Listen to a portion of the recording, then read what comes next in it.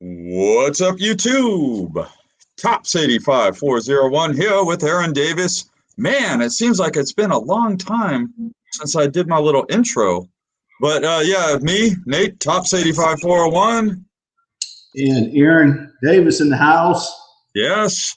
So we're just talking on the phone this afternoon, and we were saying, well, let's just go live. We don't have any particular agenda, but we're just gonna, keep the topic on sports cards just in general, show off some cards and just hang out, and hopefully you guys can hop in and comment, everybody that's watching live with us.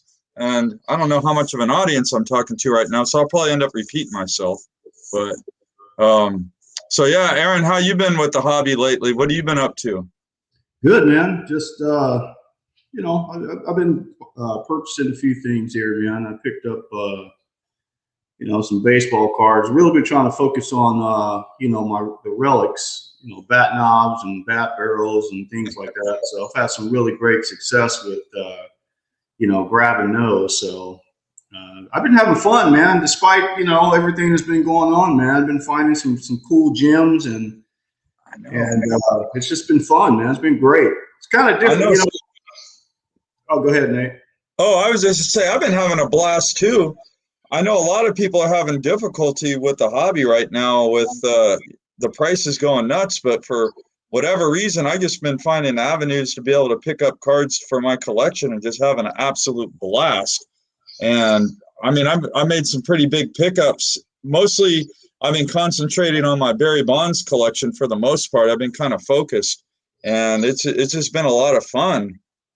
Just kind of reaching out to private collections, collectors, and going that route instead of trying to land everything on eBay and going through all the auction, right. Trying to win auctions and stuff, because that's hard to do.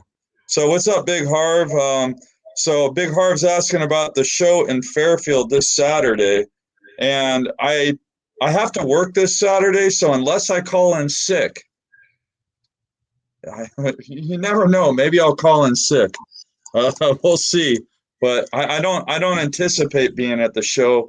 And one of the big reasons, like I was just talking about with Aaron, I've been picking up a lot of stuff lately, and I kind of need to cool it with how much money I've been spending. So Yeah. Save up a little money so when Aaron comes out and visits me, I'll have some money to spend when we do the card shop tours and all that. Yeah, I mean, it's great, man, when you got those different avenues that you can take, Nate, to somewhat help keep down costs. For me, I got my card shop, so that card shop, I'm able to take advantage of some prices there. But right, it's great, man, when you got other avenues. But like I said, man, I've been having fun, man. I've been having a lot of fun. I've been finding a lot of relics, man, and my whole thing for 2021 was to kind of take my collection in a different direction, because the bulk of my collection is vintage and things like that. I don't have a lot of autographs in my collection, and so I thought I would do something different in 2021, to try to take my collection with autographs and relics. And man, I got to tell you, I've just been having a blast, man. I mean, an absolute blast. And I've seen some of your pickups, and they are absolutely amazing. Thanks, gorgeous man. Cards. It's and you know what's funny about this hobby is I've been actively collecting. Like I've talked about this before. I took a break between like 91 and 96. I really didn't collect, and I started back up in the maybe mid 97, and then really got back into the hobby in 1998. So I've been collecting since the 90s pretty actively, and like the insert era and all that. And I am still discovering stuff I didn't know existed, or stuff that I forgot that existed. Yeah. And it's just, I don't know. I mean, just picking up some of these cards has just been an absolute joy. Here's one right here. I just want to show this card. I know I showed it on my mail day video, but this card here Oh man, Just stunning! unbelievable. Absolutely stunning. I mean, it looks like that image is just gonna pop out at you, you know. Yeah. But I mean, just some of these cards that I've been able to track down, I feel super fortunate, and just having a blast with it. And here's another one. This is one I discovered not too long ago. Oh, yeah. And the reason why this card is kind of special is because back in, I forget what year, I think it's 2001 Donruss. Yeah. The first 100 of these use the holofoil technology. And I'll dig up the other card that I have, because on my video when I was showing this card, I explained that the first 100 are holofoil, but I didn't have my other one to kind of compare. So I'll probably dig it out in a few minutes if people comment and they want to see the difference. But that was just a fun one to pick up, and one that I didn't even know existed until maybe a year or two ago. Yeah. Yeah. Finally Yeah, tracked it down. you know who has one of those? And shout out to Bill, the Hall of Fame collector. He has a Maddox, I think, of that card. Oh yeah, the holofoil Maddox, yeah. So, hey Ron, how you doing, man? You see Ron's in the house. Yeah. Yeah, but that's the thing, man. It's been fun like that, man. Discovering all these cards and that you didn't know existed out there. I know it's been like that for me too. You saw that Sheffield pickup that I picked up, which was the the gold proof, which is just incredible, man. I mean, I knew of it. I just, again, when I was told about it, I kind of didn't buy it, because I just had never seen any. And finally, this year, one popped up, man, through a Probstein auction, and it was, it's just amazing. You're talking about the 89 tops gold proof. Yeah, those things are. I don't even know if a Bonds exists. I've never heard or seen one. I know that I don't think every player in that set they made or exists. I don't know, but that's an interesting card. Now, Aaron, let me ask you this: like the stuff that you're chasing, right? Mm-hmm. So we've experienced in the hobby the last year or so a big price boom. But the stuff that you're chasing, do you think that? I mean, I know that it costs a lot of money, but do you think that it's expensive because of what it is, or because of the hobby boom? Like, no, are those? I think it's because of what it is. I mean, okay. So, do you think that? I guess my question is, do you think they'd be the same price a year ago as they are now? I do. So, I do. Okay, so when you got something like that, Nate, that just again, the rarity of it. That's what's driving it at that price, is that rarity thing. And it's raw. It's not graded, so there's not a grade that's dictating the price on it. It's just the rarity of it. You don't see, matter of fact, you don't ever see. You don't ever see them come up. So, and the price that I paid for it, that was to me, it was underpriced. If you ask me, it was underpriced at what I got it for. So. Yeah, I saw what you paid for that. And then how about the relic cards and stuff you've been picking up? Yeah, and I think with that too, I don't think there's a spike in that. It is what it is when you get dealing with one-of-ones. I mean, and especially if it's one-of-ones of key Hall of Fame players, Duke Snyder, Batnob, 1-1. I mean, what are you, that's a legendary player, man. So you're gonna pay some money for those. So I don't think the prices that I got that at was dictated by what's going on in the market. It is what it is. So yeah. So I guess my point is, like, for people watching, like, not everything is being affected by the price boom. So I mean, there's a lot of stuff out there that you can collect and chase down and look for that isn't affected by the price boom. And I think the reason for that is because there's so much out there to collect.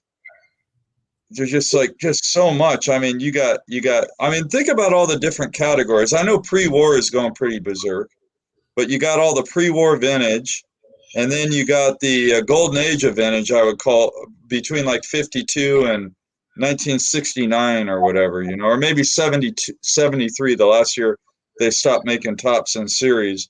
And then you got like the, I don't know, you could call it kind of the pre-junk wax vintage, you know, from like 74 through like 1980 and then, or whatever. And then the junk wax era and then the 90s and then the inserts and relic cards and modern cards and graded cards and just all the different ways to collect. There's going to be some of the cards are going to slip through the cracks, and they're not all going to be affected by the current market, I guess is what I'm saying. Yeah. So it is kind of fun tracking those kinds of cards down that aren't being affected as much or little or very little, or I don't know, maybe in some cases stuff is dropping in price because people are so focused on what's hot. Right. You know, again, and they, you know, we talk about this all the time about, you know, the type of collectors that are out there, with set collectors, player collectors, and whatnot. But if you're a guy that's a player collector, you know, there's some really fantastic deals that can be had out there, especially if you're collecting guys that are in the 90s. Because here's the thing, man, that it's like you said earlier, Nate, that you're always learning new cards that exist out there. And I think, you know, if you collect somebody from the 90s and you do your homework on it, I think you're going to find those leaks and the cracks, you know, so to speak, on finding great deals on cards. Like, you know, for me, like Sheffield, collecting Sheffield has just been wonderful, man, during this whole pandemic, because, you know, he's one of those guys that he's not in the Hall of Famer, and he's not in the Hall of Fame, and he's, you know, not on everybody's radar. But the thing is, I mean, I've been able to find some really rare cards that folks just didn't know it was rare because, you know, they didn't know what they had. But again, you do your homework and research and read those, you know, books and about those parallels that are out there and low print cards. I think you're going to be able to find some great deals out there. I mean, yeah, like not every card has a serial number, but a lot of times they'll have a stated print run. For example, this card right here that I got in the mail the other day, it is not serial numbered anywhere, but it has a stated print run of 220. Right. So, and these are the 1998 Donruss collections, prize collections. So the Donruss Elite has a stated print run of 220. This one here, the Leaf, has 440 copies, but it's not numbered. Right. These cards are so beautiful, man. These cards mesmerize me. They are. The regular Donruss has 560, and then the Donruss Preferred have 55 copies, and they're not numbered at all. And those cards are sick. Here's another one. Like, if you were a football fan and you loved, you know, Press Pass.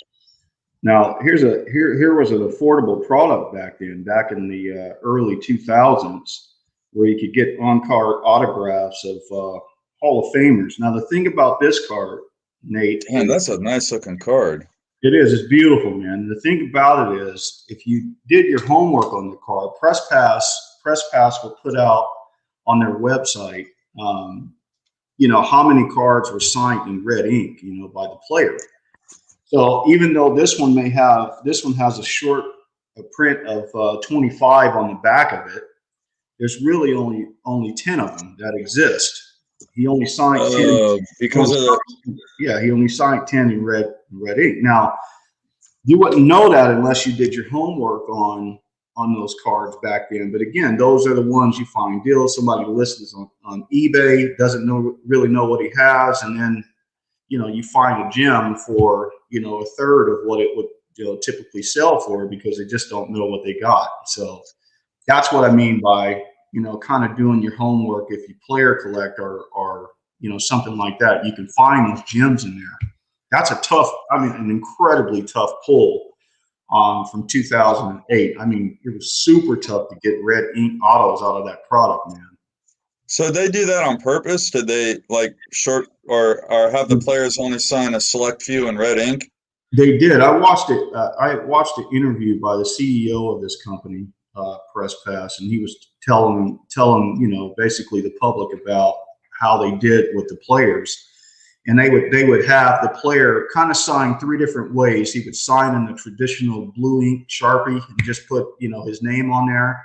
Then there would be the blue ink with a inscription on there that he would put, and then there would be the red ink. Now the inscription, whatever they would put on there, that would be considered a short print because they only had them, do so many. If you had a card that was 100 available, they would put an inscription on maybe 25 of them, and then you got to the red ink, they would only do 3 of the red ink. Oh, so, dang! Yeah, so you can find those gems like that, man. The red inks was incredibly tough to pull. Wow. So, dang. Wow, man. That's funny that they did it that way. Mm-hmm. And here's a couple of cards I picked up recently. Where's the other one at? I want to show a couple of these old school Fleer Ultra gold medallions. This card here, I can't stop staring at it, man. God, yeah. It's here. Let me. Beautiful. It's and these aren't numbered, but the pack odds on these are pretty much impossible. This is a 1996 Fleer Ultra Thunderclap gold medallion.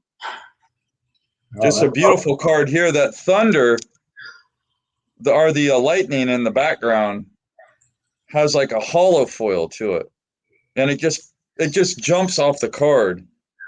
I mean, you would think that the lightning bolt was gonna get you. It just jumps off the card so much. And then here's another one. This one's printed on a piece of wood, and the gold medallion are just another tough pull. They don't have a stated print run, but cards like this from the 90s are just so fun to track down.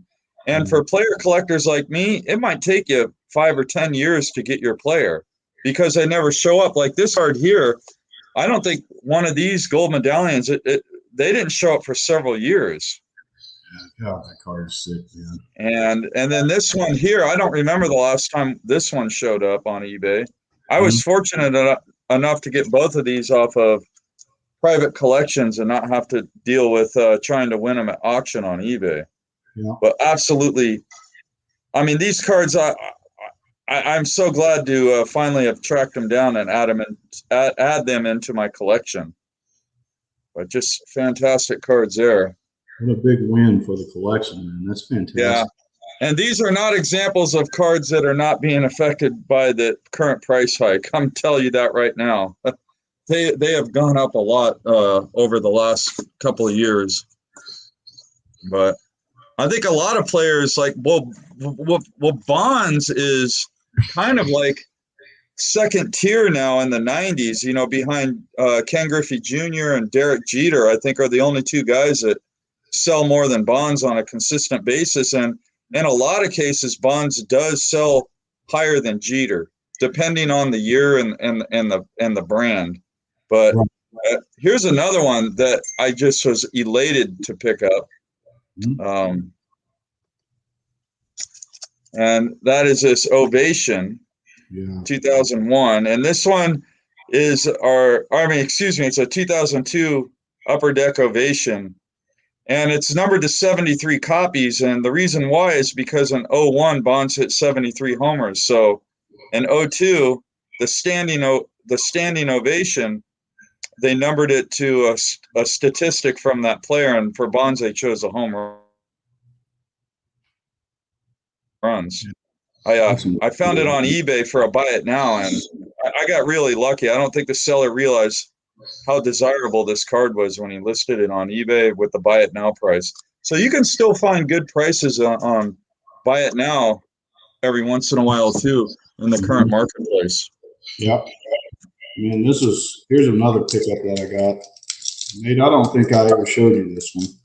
Okay, well, I got to check it out, man. Here, I'll put the screen on you. But this is just a beautiful, I mean, incredible autograph of Wade Boggs. Oh man, The Chicken Man.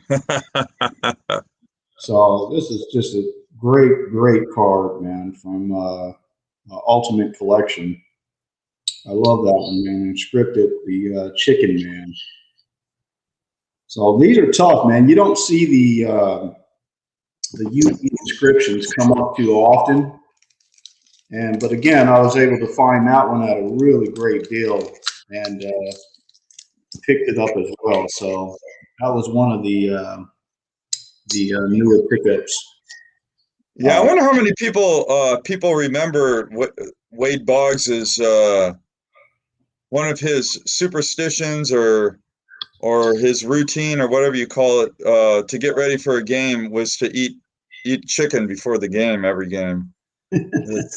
But that guy, I guess he ate chicken pretty much every day. Yeah. These ones are other deals too. Oh, nice Sabathia. Yeah, I got that one for a couple of dollars.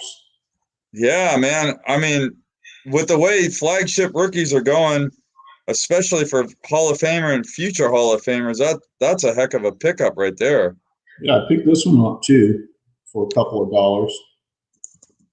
Nice one. Yeah, the Adrian Beltre. Mm-hmm.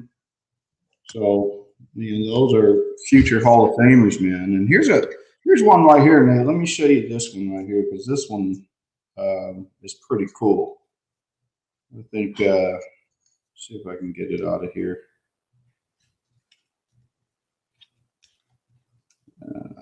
Hold on. Oh, here we go. Check this one out, Nate. I think you really like this one. This is. Oh man, is that a ice cream? Yeah. That must be out of that box you found that other card you showed earlier today. So this is a 1954 Dixie cup. One of those Dixie lids, ice cream lids.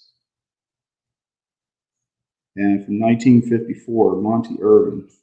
Wow. The backside of it. Dang, man. I've never even seen one of those before. Like for any player. I'm not talking about just Monty Irvin. I'm talking about any player. The thing about these, Nate, too, is if you can find them with the tab on it. See the little tab? Yeah.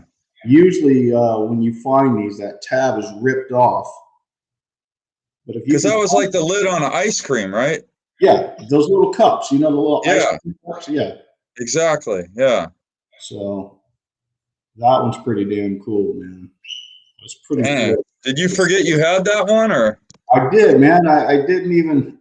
I did, man. It's funny, man. I've never. Yeah, I don't remember seeing any player of that one. Yeah. Now here's a really cool card I picked up recently, and it's from 1996 Classic, and it's Barry Bonds, and it's a nice autograph. Look at that beautiful auto. Oh man! And then I love how where it says 96 Vision signings pops off the card, and then the name where it says Barry Bonds right there. Oh yeah, just pops off the card. And this card actually came in like a encapsulated penny sleeve. Wow. And I don't know if they were distributed that way, but I had to take it out of the penny sleeve to put it into the One Touch. But it is in perfect condition because it was in that penny sleeve from when it got released, and it's hand numbered 155 at 240.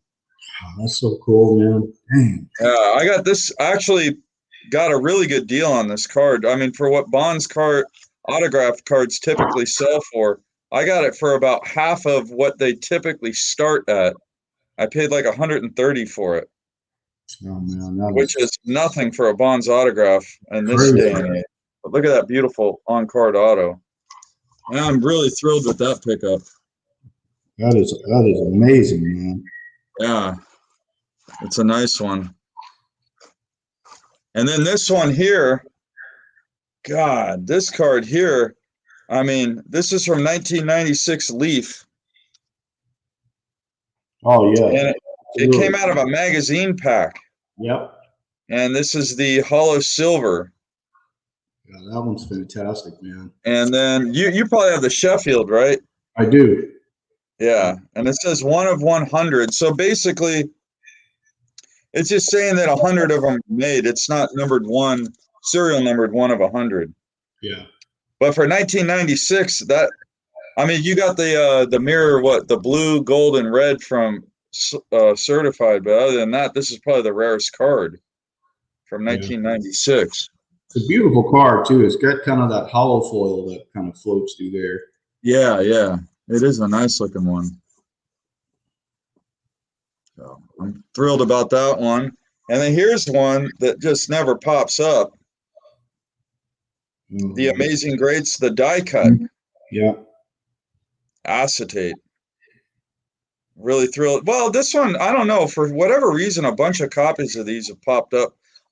Now, if people that are watching, if let us know how this live feed is, if it's actually showing up, because I noticed no one's really commenting, but sometimes the live feed isn't the best where I'm doing this from.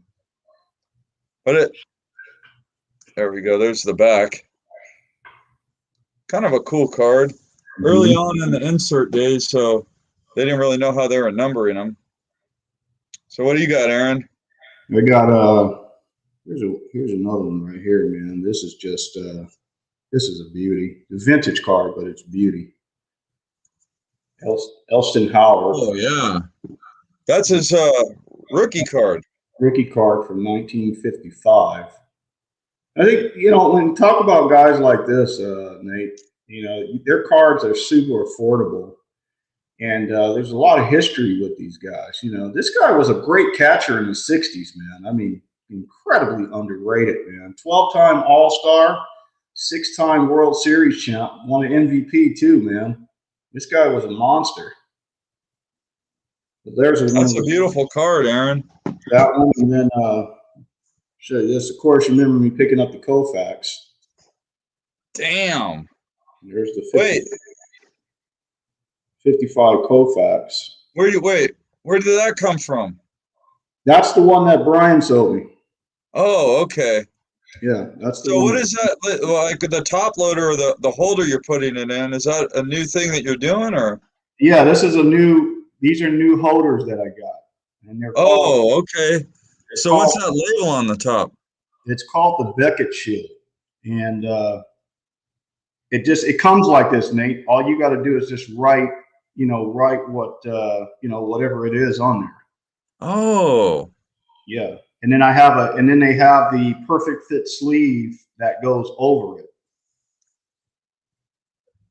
I've never seen those holders before. Is that something new? Yeah, something new. I got these from the card shop. Oh, so damn. You can see if you look at the back of it, you know, back of the same, and then with the perfect fit sleeve, it fits perfectly. I mean, look at that. You don't even realize to some degree that it's even on there. Oh, wow. Yeah. Oh, so you've been putting all your cards in those holders? Yeah. Here's the bonds. Oh, nice. 86 little traded bonds. Yeah, man, that card, you know, the thing about that 86 Topps Traded Barry Bonds card is it has aged really, really well. I mean, that card is just, it's a better looking card now than it was back in 86, you know? That image is just kind of really done. That card's aged really well.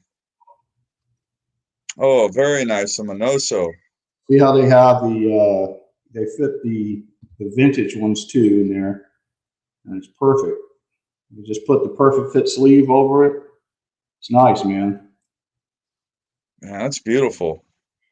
And so do those holders come with that label, and then you just yeah, they come with the label. Here's check this one out. Here's the Ernie Banks. Beautiful. And then you just write in what whatever it is. Here's the jacket. Oh man. That's a 50 Bowman, right? Yep. Oh man. And then here's I put the Hank Aaron in one. Wow, those look fantastic. So you got that, and then here's a Lee Smith. Remember I told you? Oh yeah, you were telling me earlier you found that today in a box, a random box. Yeah. So we got that in there, and then of course the about the Willie McCovey. Beautiful rookie card. And, one more, Nick. Here's the Monty Irvin. Wow, that one's nice. So, Dan, that's a very clean copy of the Irvin rookie. yeah, it is. That is really a clean copy. And So I've been enjoying picking up oddball cards lately, and I just want to show one of the oddball. I don't even know if I put this one on video yet. I can't remember. I just have this random box of cards I haven't put away yet. But this card is beautiful. Look at that one. oh yeah, That's a Venezuelan sticker dang, of Barry Bonds. that's nice, dude. And this is just a beautiful sticker card. And it's an image of Bonds in 1985 when he played in Venezuela. It's not, of course, it's not printed in 85. It was printed, I think, in what year? I can't remember. But man, that card is just beautiful. Love these oddball cards. And these are really tough to find. They do not pop up very often. So to add one into my collection is just a huge win. But beautiful card there. And then I'm sure you have the Sheffield of this one, Aaron. The What you got there? Diamond Destiny Gold. Yep, that is sweet, man. These cards are cool. You got that little acetate window. This one has the gold foil. Mm-hmm. The base card is like a copper, and then there's a silver foil variation, and then this is a gold foil one. Yeah. Oh, those are cool. And then what else do I got here? I'm just showing off random cards here. This one I got a big kick out of. Everybody's heard of Rookies and Stars, right? There you go. But they made a pre-production. This came out before any Rookies and Stars are ever printed. It was called Rookies and Chase. That's incredible, man. Yeah, and then the back of it says samples. So these are printed before I guess they changed it to Rookies and Stars right before they started producing the cards. But there we go, sample. Love the old sample cards. They're fun to track down. Mm-hmm. I wonder, like, if salespeople would go to card shops or retailers, maybe like Walmart or Target, and they'd say, "Hey, here's a sample card. You know, this is what it looks like." Oh, I forgot I got this one. This one's cool, man. That's the thing about. I mean, I just got this recently, but this gold press proof.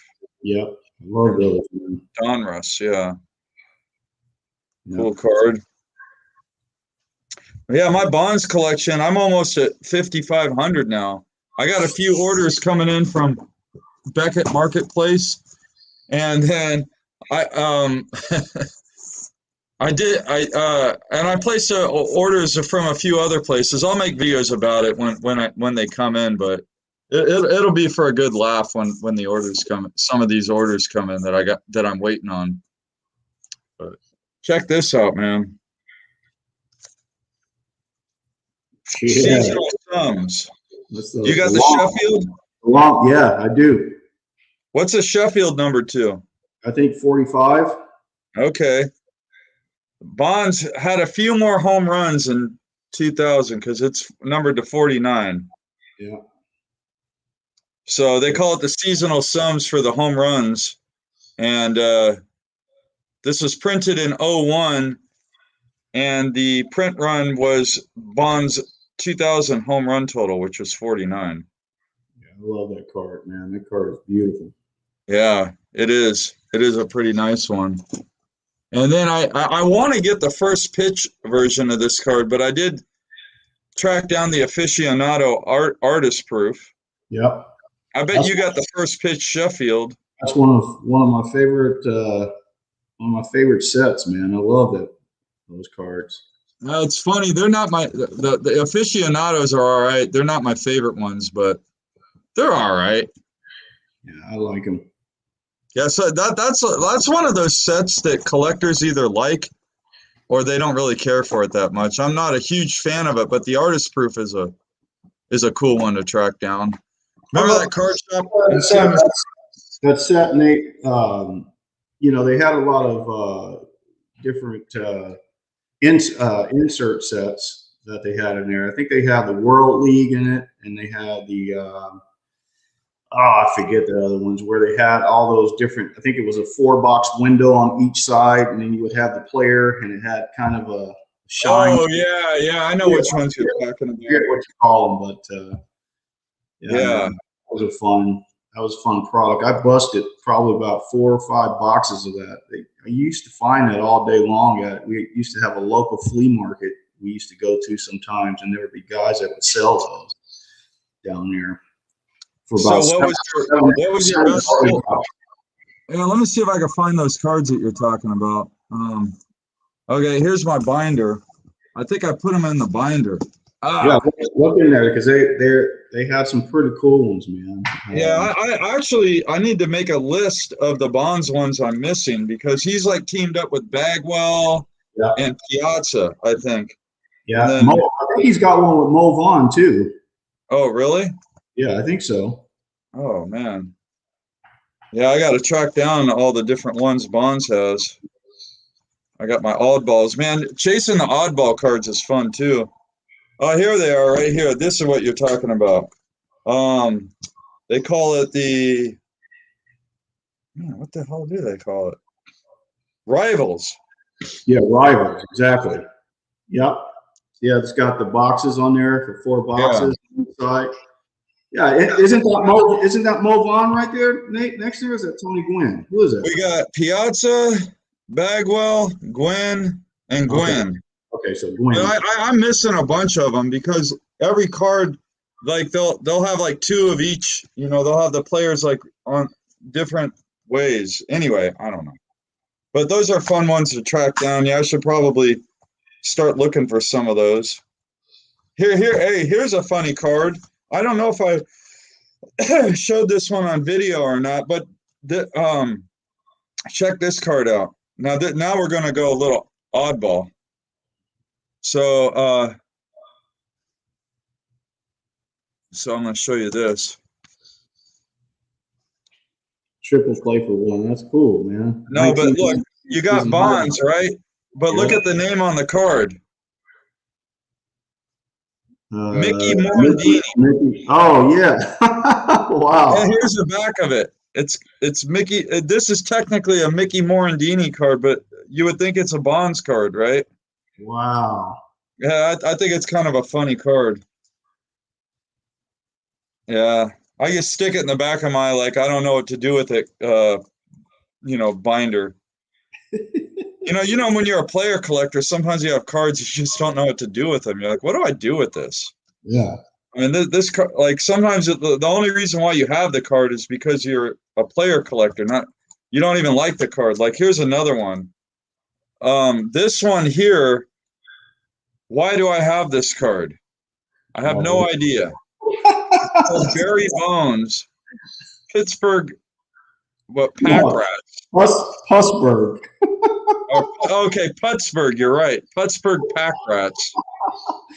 I mean, what the hell is this? Why is it? And it's from Flux, right? But I have it because I collect bonds, right? I mean, it doesn't even say bonds. It says Barry Bones. Anyway, I don't know.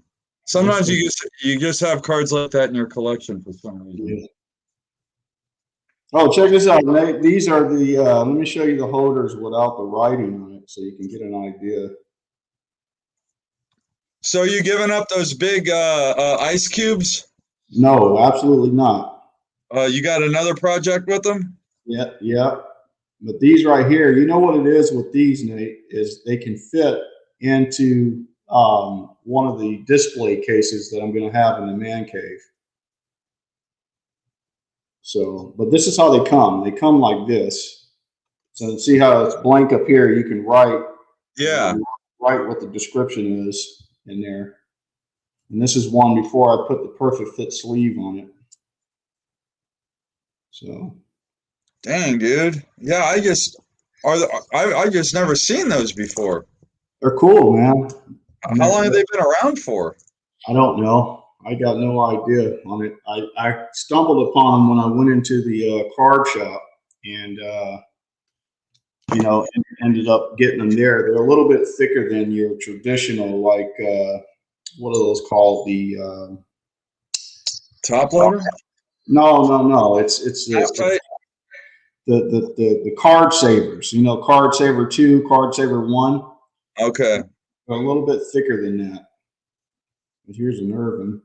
Oh, man, yeah, the 52 or 51 tops. Redback. Yep. So yeah, that's a nice that. Yeah.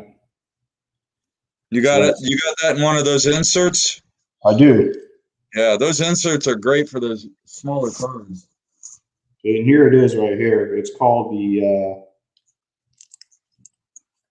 Oh, here I'll zoom in on it. Yeah.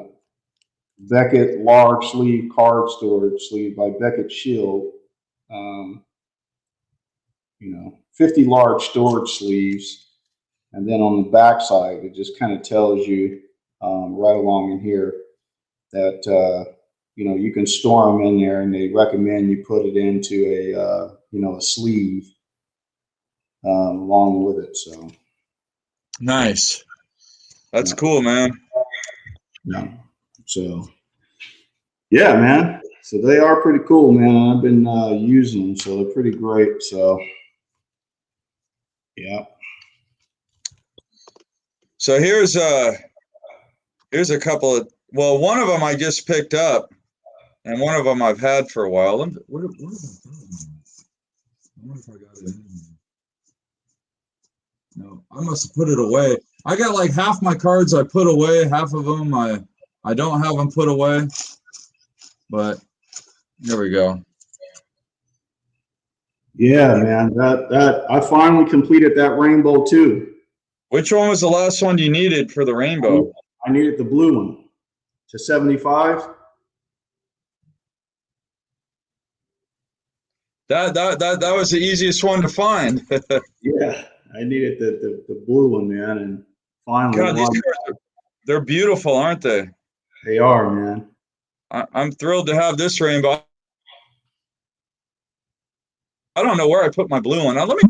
Donruss just. I love late '90s, early 2000s Donruss cards. Yeah, they are pretty sick. Yeah. I don't know why half my. I ran out of room in my box. It's just filled up, right? Filled up, and this is only one of maybe about 8 boxes of Bonds inserts I have.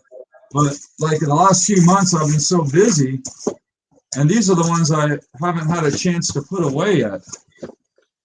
And I got more coming in. I had to buy another box. You know when you're a collector and you gotta start a new box, and then you gotta kind of move everything to put them in the right order. And it's just like a big mess. Yeah. But hopefully I will get it sorted out here pretty soon. Man. Nate, I'm gonna grab something real quick, man. Okay. All right.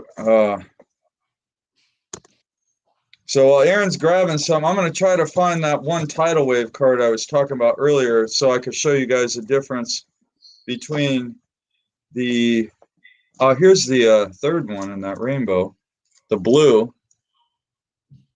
God, the blue looks beautiful too.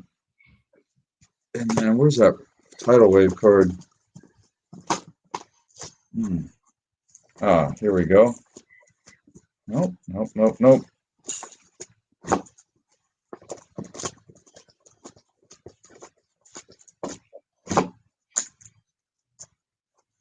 Oh, I was just on eBay. Oh, I guess I got this card.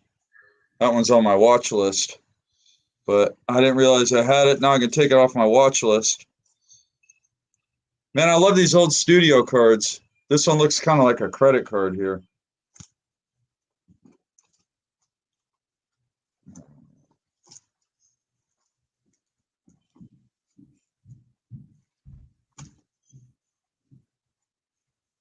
Oh, man, where do I have it?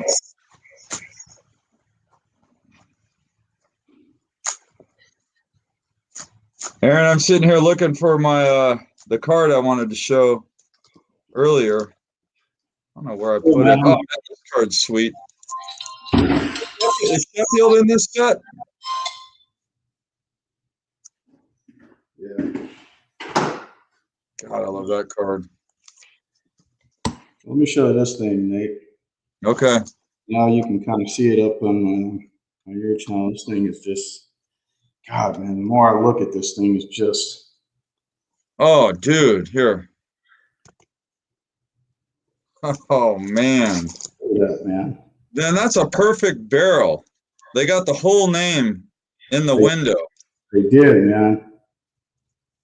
And you can kind of, if you tilt it, you can kind of see that roundness up top in here. Oh, man, this card is just incredible, man.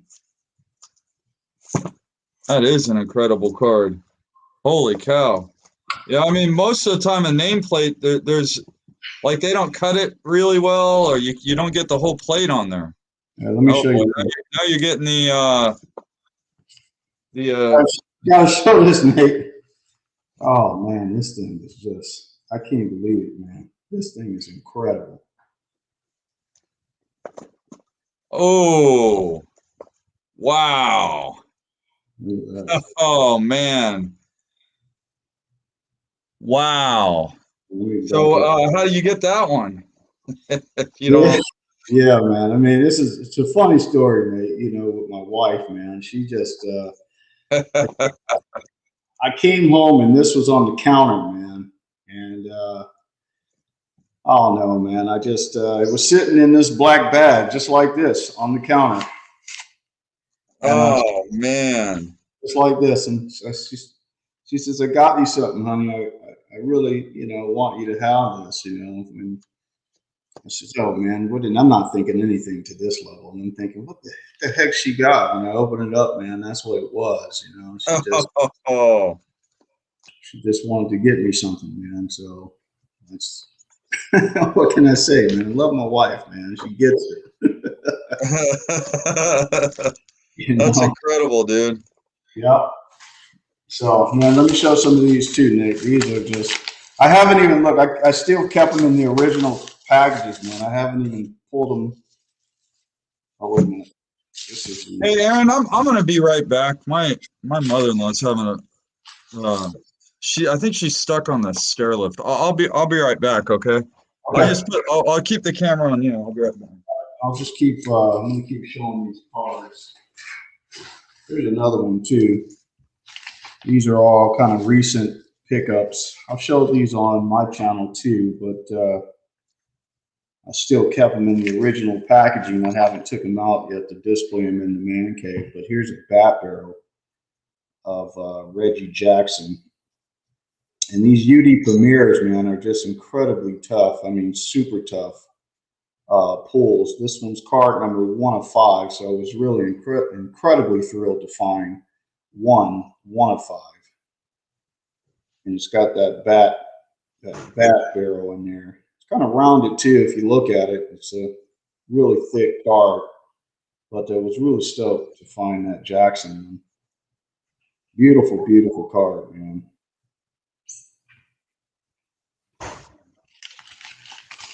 So let's put that one back in. And then see what else we got in here. This was that Sheffield I was talking about earlier, if you were listening.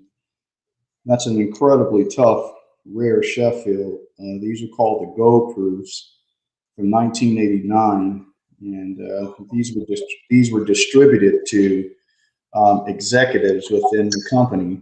And the unknown part is how many of them were created.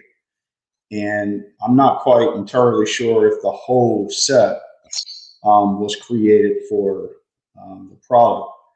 I found out about these back in 1998. I had a buddy of mine that used to work for Pinnacle, and he mentioned about these gold-proof cards that were, you know, distributed out back then. And I didn't believe him. Like I was telling Nate, I didn't buy it because I just had never seen them. And then I kept looking up on different cardboard forums to see if, you know, anyone existed, and found out that there were a couple that were out there that people were talking about.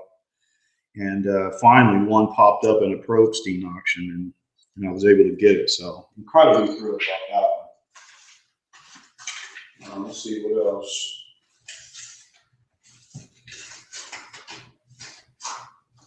And this was another awesome pickup too.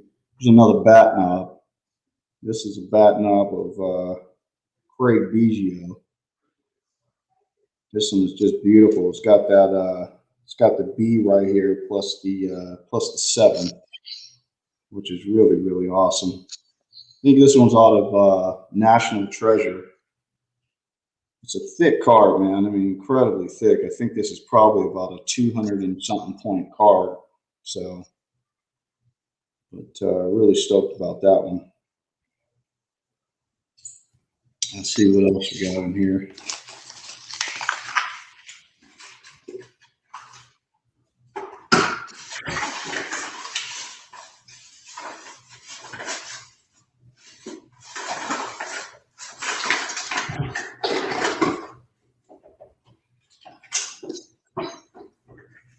Here's the, let me show you guys this one too. Here's a Duke Snyder. This is a 101 bat knob too, out of Topps Tier 1. I got this one earlier on this year, which I was incredibly thrilled about. I knew this existed, didn't think I would ever see one pop up, or see it pop up, I should say, and it did. And now I'm glad that I could add it to my collection here. Really stoked on that one, man. The lighting doesn't do it really any justice, but you kind of see it. See what else I can find in here.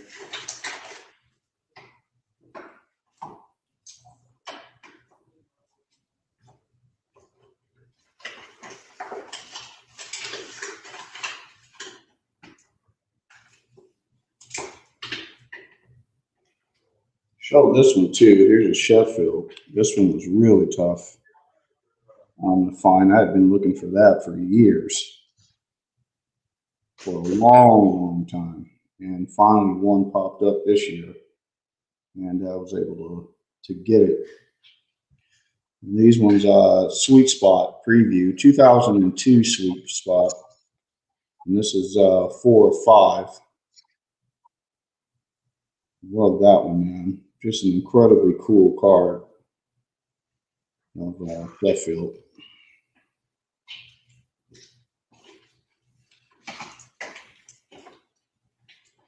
This one I don't think I've ever showed, but this is a really, I mean, incredibly cool piece, man, of Babe Ruth. Here's a piece of the bat barrel for Babe Ruth. Kind of get, I wish this camera had a little better focus. You can kind of see it. It's rounded inside of here, and it's a really, really dark bat in there, which was incredibly cool. This is card number 1 of 5 from Leaf Q. I think this is 2015 Leaf Q that this one was from. So I'll show that one too. That one's pretty cool. Probably one of my favorite relics in the collection. You don't ever see that one pop up. There's a page. All right, I'm back. Oh, man. There's a page. Showing off some gems there, huh, Aaron? Yeah, just showing some stuff, man. Artifacts. Those are called those jumbo relics from Artifacts. Really tough, man. You don't see it when people get these, man. They just keep them in the collection. Yeah, that thing is awesome. So, Yeah, I was showing him some of these other ones, Nate, that I had. I'm showing him this right here. This one is just. I'm always incredibly thrilled about that one, Nate. Remember that one, Nate? Ooh, yeah, that's awesome. I think it's just. Damn, dude. There's a lot of Jackson collectors out there that would love that card, man. Yeah, you know too about this one, man. This one is number 1 of 5. You remember Oh, wow. Ricky Russo had 4 of 5. 5 of those, huh? Yeah. Oh, damn, really? Yeah. Yeah, number 4 of 5. You went back and watched his video, or? Well, yeah, I watched some of his videos, man, and he had number 4 of 5, so that was pretty cool, man.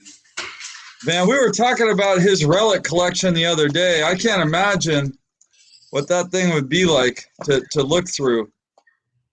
Yeah, this Oh is just my God. I mean, this is just ridiculous right here, man. Oh yeah, that's Orlando. Oh, here we go. Okay, so I found this one. I wanted to show the audience this. I don't know if people are going to watch this archive. We got no agenda. We're just sitting here BSing like we always do, Aaron. But so I just want to give a shout out to some guys watching. I'll put their names up here. So what's up?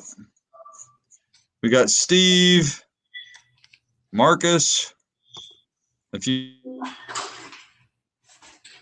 guys are still there, just watching Aaron and I hanging out, showing off cards. So, okay, so earlier I was showing these. Whoops. I didn't have the other one with me, but they're both part of the same print run.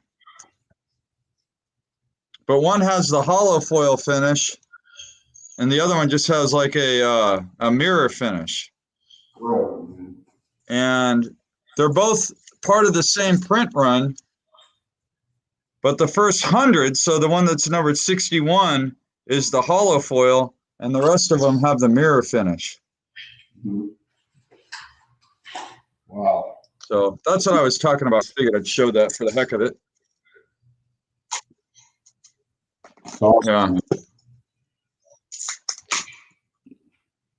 So guys that are watching us live, what are you guys, how you guys been doing with the hobby lately?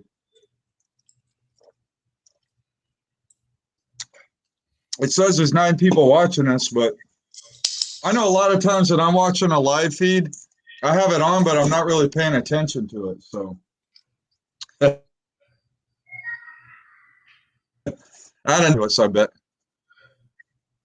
Do you ever do that, Aaron? Where you just have a live feed on, but you just kind of have it on in the background? Yeah, sometimes. I do that all the time. Check this card out. This is from Pacific Paramount. I really like some of these non-numbered inserts from the 90s, early 2000s. Mm-hmm.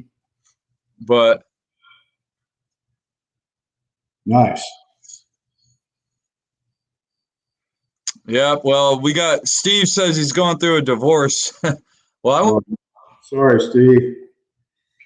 I went through one of those about. I wasn't. Yeah, I was not enjoying. Well, the hobby kind of helped me get through the divorce, but I was thinking I might lose my cards for a little bit. That sucked. We got Bill here. What's up, Bill? What's up, Bill? The Hall of Fame collector. So you want to talk about somebody that knows his 90s cards? Bill, if you guys don't know, collects Greg Maddux, and he's got an incredible Greg Maddux collection, man. Yeah, he's been finding some real gems, man. I mean, some real gems.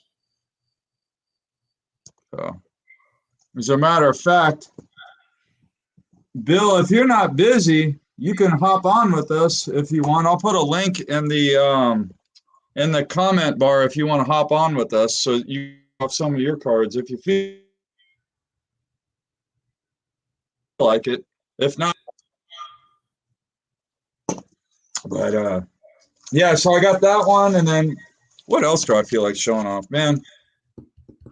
Oh, I got some oddballs in here. Oh, huh. Where is it? The oddballs are fun to track down.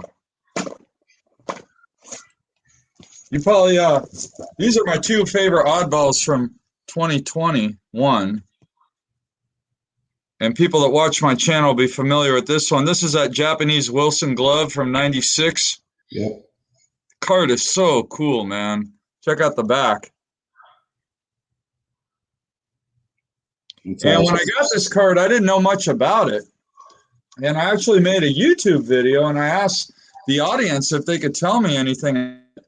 And a bunch of people responded to my request, and I found out that these cards were distributed in sporting goods stores, and they came in clear cellophane wrappers, and there were like 5 cards in each pack. Or I forget how many. Maybe it wasn't 5. Maybe it was, I can't remember exactly how many cards. But the cool thing is, I think there are 10 players in the set, and they were a Japanese release. Really hard to find, popular with player collectors. And another cool oddball card I picked up, and man, I just love oddballs. This 1993 CHP. Aaron, remember talking about this card? I was talking about it with you for years. Yeah. Years and years. One of my good friends, Ben, a fellow bonds collector, was looking for this card for about 15 years. And it never showed up. And we would joke about it. Me and Ben would talk on the phone, we'd joke about it. And then one day he found one, and he was able to down last year in 2020. And then one evening I was just laying in bed watching TV with my wife. And of course, being a baseball card junkie, I was perusing through eBay while I'm watching TV, and this popped up on eBay, and I scooped it up as quick as I could. So I proudly own one in my collection now. And then the other big oddball card, I've only seen one other copy of this card. Oh no, you know what? Another one popped up on eBay. So I've seen 3 copies of this card now. But it's a 2007 Alaska Gold Panners schedule card. So if you guys aren't familiar with the Alaska League, a lot of players play there during the summertime after college, right? Like a lot of college players. A lot of people are familiar with like McGuire, that card, the Glacier Pilots, when he threw the no-hitter. Are you familiar with that one, Aaron? Yep. So this is the same league that the Glacier Pilots was in. Bonds in 1983 played for the Alaska Gold Panners. And so this card commemorates him playing in that league back in '83. It was printed in '07, but just a cool card there. Cool, man. Let's see it here. Nate, do you have? I can't remember if Barry Bonds had a card. It's an oddball card from the. You remember the old Foot Locker set? Oh, I got that one. You know that. Oh yeah, you know that Foot Locker set. If you go onto YouTube, there is a video of the actual dunk contest. There you go. Yeah, exactly. Was Sheffield in that set? No. You want me to show that card? That's a great oddball card. They're not rare. That's not a rare oddball card. It's just a cool oddball card. Yeah, exactly. Show that one. I remember that. Definitely not rare. I got it in one of my albums here. I gotta bust out my album here. Damn, dude, I love baseball cards. All right, so where is this album at? So, Bill, thank you for commenting on whether you could hang out with us. But yeah, we'll get you on one day, man. I'd love to have you on, because what I love about Bill's channel is when he's showing off his rare Greg Maddux cards, he likes to let you know what the pack odds were and pulling the cards. And Bill definitely knows pack odds better than I do. Yeah. Bill, listen, Nate, this is what I was telling you earlier. Bill comments, put that, if there's a comment right here you put on there. It says, the tidal wave hollow 100 got me pumped when I won mine. That's the one I was telling you about. He won the Grave Maddox one. Oh, nice. That's the one I was telling you earlier that he got. Yeah, man. I was super fired up to get that card, man. All right, let me find this Foot Locker card that we were talking about earlier. I got all my Bonds Oddballs in this particular binder. And to me, that Foot Locker card is just a great oddball. But it's actually tied to an event that you can, if you go on the YouTube, you can find the video. Here it is right here.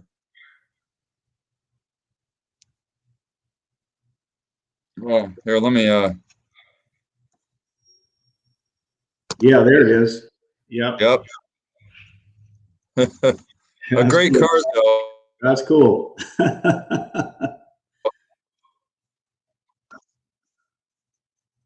Yep.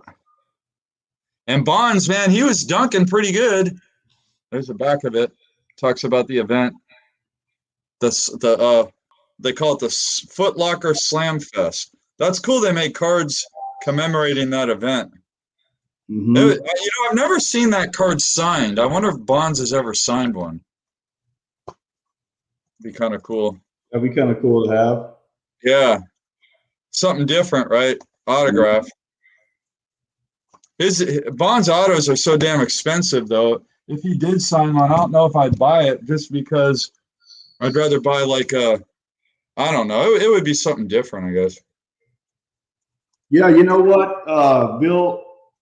Yeah, he put down there. Gary Sheffield was in the news lately, and right there's an article about him kind of ripping on today's game. I haven't read the article yet, but I know exactly what you're referring to. So I'm going to kind of check that out, a little bit later on and see what he's saying.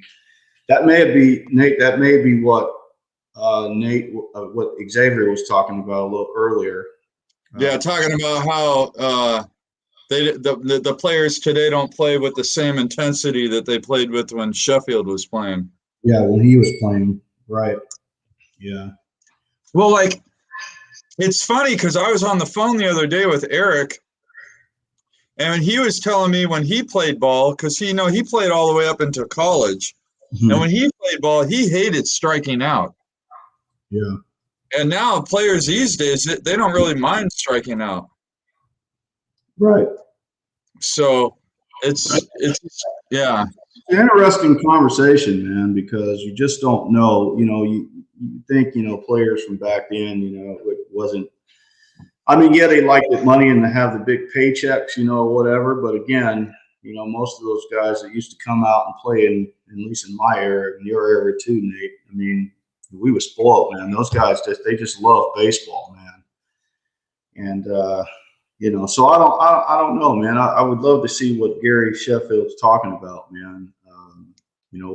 What his thoughts on today's game. About today's game, be interesting to hear. Yeah. Well, all I know is it seems like guys strike out a lot. And I think, well, the thing about baseball, and I think that, like, and I would say in the last, the first big change that baseball made is the play at the plate, where you can't you can't have a collision at home plate, right? Mm-hmm. And that was the beginning of a big renaissance in the game in terms of like change. And there's a lot more change to come. But it started with the play at the plate, the Buster Posey rule, if you want to call it that. No one's ever really coined it, the Posey rule, so I'm going to coin it right now. I'm going to call it the Posey rule. The last catcher to really just get absolutely clobbered at a play at the plate, and he was a catalyst for that change. Where you can't block home plate anymore. And then they implemented the home run replay. Yeah. Right. And then after that, they implemented. They tried to do the 20-second, the batters have to stay in the batter's box or else they get fined. But that didn't work very well. And then after that, instant replay. And now I think what's next is, and then of course with the pandemic, you got the runner at second. Right. And so we got Mangini in here. What's up, Mangini? Hey, brother John.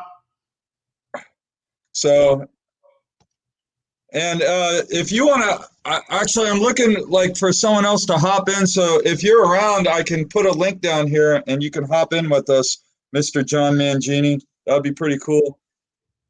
And then I think the next rule change is going to be strike zone and universal DH, which they've kind of played with, with the pandemic. And I don't know what's going to happen with the runner at second for extra inning games. How do you feel about that, Aaron? The runner at second, and then I kind of like this the 7-inning doubleheader. It's just something different. Well, going back, put a link here. Going back to talking with listening to some of the other baseball players talk that played back in the day. Those guys, what made them so unique, man, is they all were students of the game. The thing was that it was a chess match between you and the pitcher, and you had to, basically make adjustments to try to counter whatever the pitcher was going to throw, and so some of the guys today, listening to the guys that played, when we were kids, they get frustrated with that because it's basically no adjustments at the plate to counter whatever's being thrown at them. So, you look at like Juan Soto. I think Juan Soto was probably one of the first guys, and there may be other guys doing it too. I don't know, but that kid is something special, man, because you watch him make particular adjustments every time when he's coming up to the plate, whether that be to raise an elbow, whether to slide up the bat some, whether to dip his back foot in more to get a little more power, or to slotch a little lower to hit. They do things like that, so they can counter whatever the pitcher is throwing. So again, I just not to answer that question at second base, but I was thinking about what Gary Sheffield was saying, because those are guys that, they were hitting machines.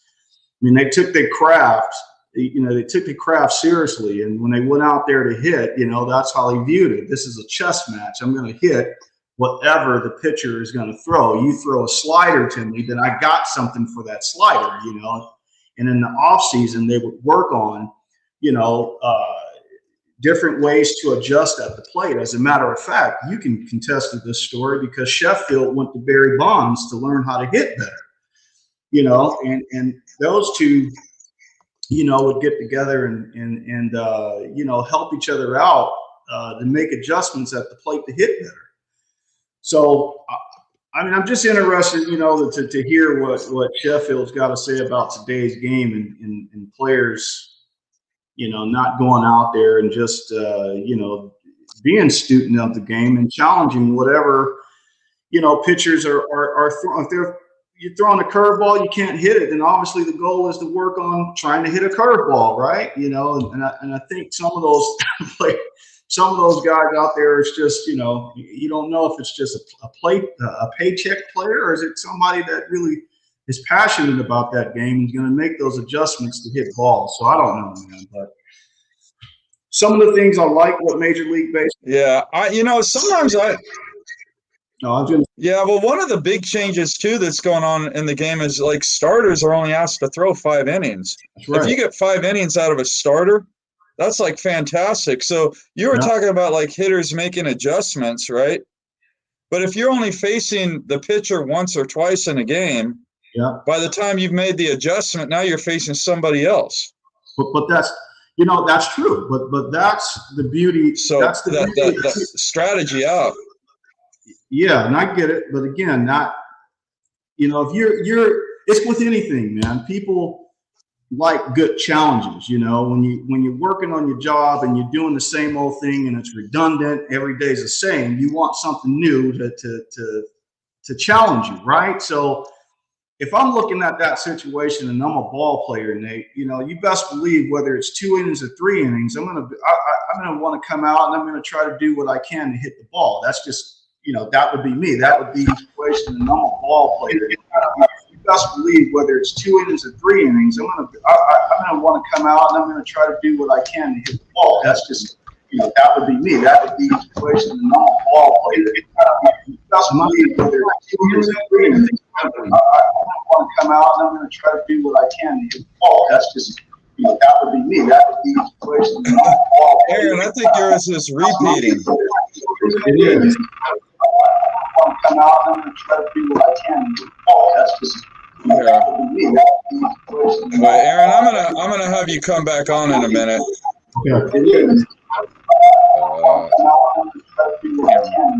We're having some technical difficulties, guys. Sorry. I don't know what's going on. Come back on in a minute. Yeah. We're having some technical difficulties, guys. Sorry. What's going on? Wow, what the hell is going on? Guys, I'm gonna hop off. Aaron, are you there? Yeah. Oh man, I don't know what was going on there. I don't know what happened, man. I stopped talking and it kept going. All right, John, see if you could hop in now. I don't know what it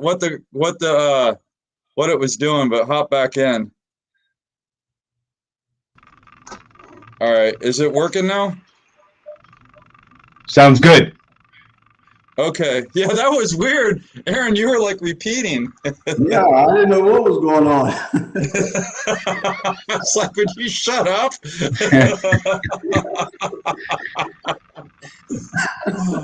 John, how you doing, brother? I'm good. How are you, Aaron? Man, Good. that was fantastic.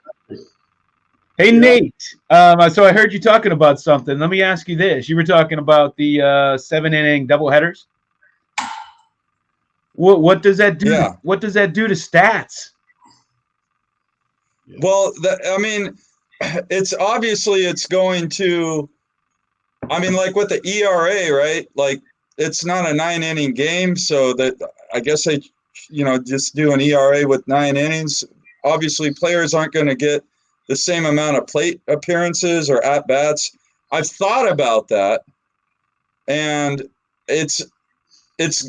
I don't know, maybe a player might get on average, let's say 1 game or 1.5 game less plate appearances a year. So it'll definitely have an impact on overall statistics. But the game hasn't always had the same amount of games throughout the history anyway. So, right. So I think that it's just you do what you're presented with, right? You do as much as you can with the opportunities that you have to play in the game.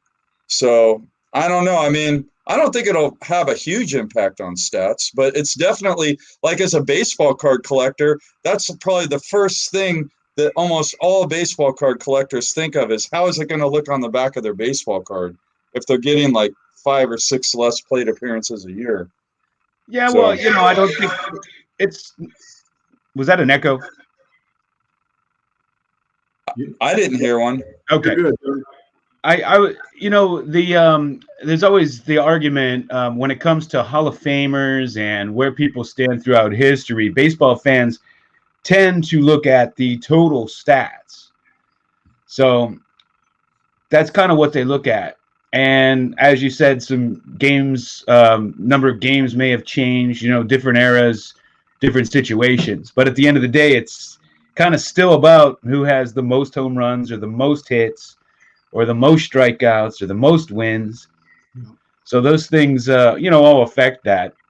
But I'm with you. I mean, there are great players that have missed time for war service, that have been injured, different things, strike shortened seasons. Yeah, it's funny you ask about stats because a lot of people like are confused as to why Fred McGriff isn't in the Hall of Fame, right? And he's 7 home runs shy of the magic number of 500 home runs, especially for someone like McGriff. Had he had 7 more home runs, he would have been in the Hall of Fame a long time ago. And I've heard people say, well, you know, it's that 93 strike shortened season is why McGriff isn't in the Hall of Fame. He would have probably hit 500 career home runs or, like 2020, a short 2020 season, and not all the players even played. How's that going to impact their career statistics? I mean, you got Mike Trout missing out on 102 games for his career, or even like Albert Pujols. Pujols, it probably doesn't matter. But, some of the young players or players in their prime, when they would have been really, really productive in those particular 102 games in their career, how is that going to impact their career? So yeah, and I mean, that's a great point with Trout. I mean, and that'll affect like the youngest player to reach this milestone, the youngest player to reach that milestone, because he was on track, for a lot of different things. And yeah, he got a lot less games. Yep. So. Yeah. It is interesting. We're a bunch of stat heads, right? I mean, card collectors and baseball fans are stat heads. I mean, when we're little kids, what was the first thing you would do when you opened up a pack of baseball cards? Yeah, flip it to That's the back. it. You look at the stats, man. Yeah, look at I'll tell you, when I was little and I didn't know, I didn't know a player. If it was a field player, I would look to the batting average first stat I'd look at to see if he was any decent. And with a pitcher, I'd look at usually their ERA and win-loss ratio to see if they were any. I still do. Like if I'm looking at an old-time player and I might have, an old card from something and I don't know that player, that's what I'm looking at. What was their batting average like, that kind of thing. Yeah, for sure. Yeah. That was the fun of collecting, man. I think back, man, when I was a kid, man, God, going into the playground with the other kids, you know how you used to do, you get them and you trade them. Yep. And, man, I remember, I may have shared this with you, Nate, about Earl Campbell. I really loved Earl Campbell when I was a kid, man. And I remember a conversation, man, they were having about running backs, and I couldn't share nothing, man, but other than what I saw on television. And I thought, I was pretty intrigued. These kids had these cards and they were just reading off what was in the back of the card. And I was like, that's cool, man. I need to get some of those. Well, I'll tell you, yeah, with Earl Campbell, you just have to throw the stats out the window. They do not tell the story with that guy. No, they don't at all, man. He had a short career, but I remember, so I was a fan of his. He was just unstoppable, right? When he came into the league. And the Oilers came in to Pittsburgh to play a playoff game. And we were like, oh, boy, here comes Earl Campbell against the steel curtain. Yeah. And I think it was towards the end of the first quarter. Campbell ran up the middle. Donnie Shell came in, broke his ribs. They held him to 6 yards and won the game. And that was the end of Earl Campbell for that series. Oh, man. I mean, I remember, man, and you probably remember this one very good, John, was that Monday night game, man, that Houston had against the Dolphins, when he just absolutely obliterated the Dolphins, man. I think he rushed for something like 210 yards that game, and it's just like it looked like a Nintendo Tecmo Bowl game where they just give him the ball and guys are just bouncing off him. He's running down the sideline, man. It was just a remarkable game, man. Yeah, he'd always have his shirt ripped off. He had that fly-away, tear-away jersey, and it was always hanging off of him. You could always see the exposed pads. I remember watching him in one game where he lost his contact, and they delayed the game for like a half an hour. Everybody was down on the ground looking for his contact lens. I don't remember that game. Yeah, I watched Earl Campbell a lot, man. The Steelers 2 years in a row, that was a championship game against the Oilers. They had a really good team. They had a tight end, Mike Barber, and they had Renfro, that wide receiver. I forget his first name now. For Pittsburgh? No, for Houston. Oh, who was back? Was that no? Jeffries was later. Hayward Jeffries was later. Yeah, that was later. Well, they had Dan Pastorini, and he used to give Bum Phillips fits because he was a stunt man in the off season. Did you know that? No, I didn't know that. And they came into a playoff game, and Bum Phillips was walking along the he was walking out of the stadium, and one of the Steelers fans took his cowboy hat, and he made a plea for somebody to please return it, and they did, but they took his hat when he was leaving the stadium. That's fantastic, man. There's stories like that, man, that just, I tell you, man, they're great. They're great stories, man. Yeah. Oh, and they had Kenny Burrow back then. He was good. Yeah, Kenny Burroughs' work was good, man. I mean, there's so many great players, man. Nate, I'm sorry, man. We're in the football, man. I'm more of an '80s football guy because that was like my the golden age of football for me was the 1980s, man. Yeah, I mean, 80s, the 70s, man. We were so spoiled with watching some of that talent, man, that just came through there, man. I think I'm a Dolphins fan, so there were so many great players that played for the Dolphins going through the 70s, in the 80s, man, and yeah, we were spoiled, man. Yeah, ton of great players, man.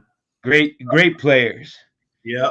Hey, Nate, talking about the 80s in football, man. I mean, San Francisco, man, just had incredible players, man. You know, it was so much fun. I mean, like every player to me was like a Hall of Famer when I was a kid watching the 49ers. I'm gonna tell you, man. My favorite still player. One of the most underrated cards. Yeah. One of the most underrated quarterbacks. Underappreciated. He was so awesome. Man. You got the Joe Montana. That's an iconic card in my book. But when you compare a Joe Montana rookie card for what modern player quarterback cards are selling for, I think you're right. I think the Montana has a lot of room to grow. And yeah, I mean, did they print a lot of those? I never collected football, so I don't know if they printed a lot of them. But no, I mean, I don't think there's particularly any more than some of the other cards of that era. No, I mean, I didn't have a whole bunch of them growing up like I did. I had 9 Ricky Henderson rookie cards growing up. I only had 1 Montana rookie. And he was like from right down the street from where you grew up, right? In Pennsylvania there. Yep, yeah. He grew up down in it was like coal country, right near where Ken Griffey Jr. was born. Ken Griffey was from, and Stan Musial and George Blanda. They were all from that area, and there was a knuckleballer from that area named Charlie Huff.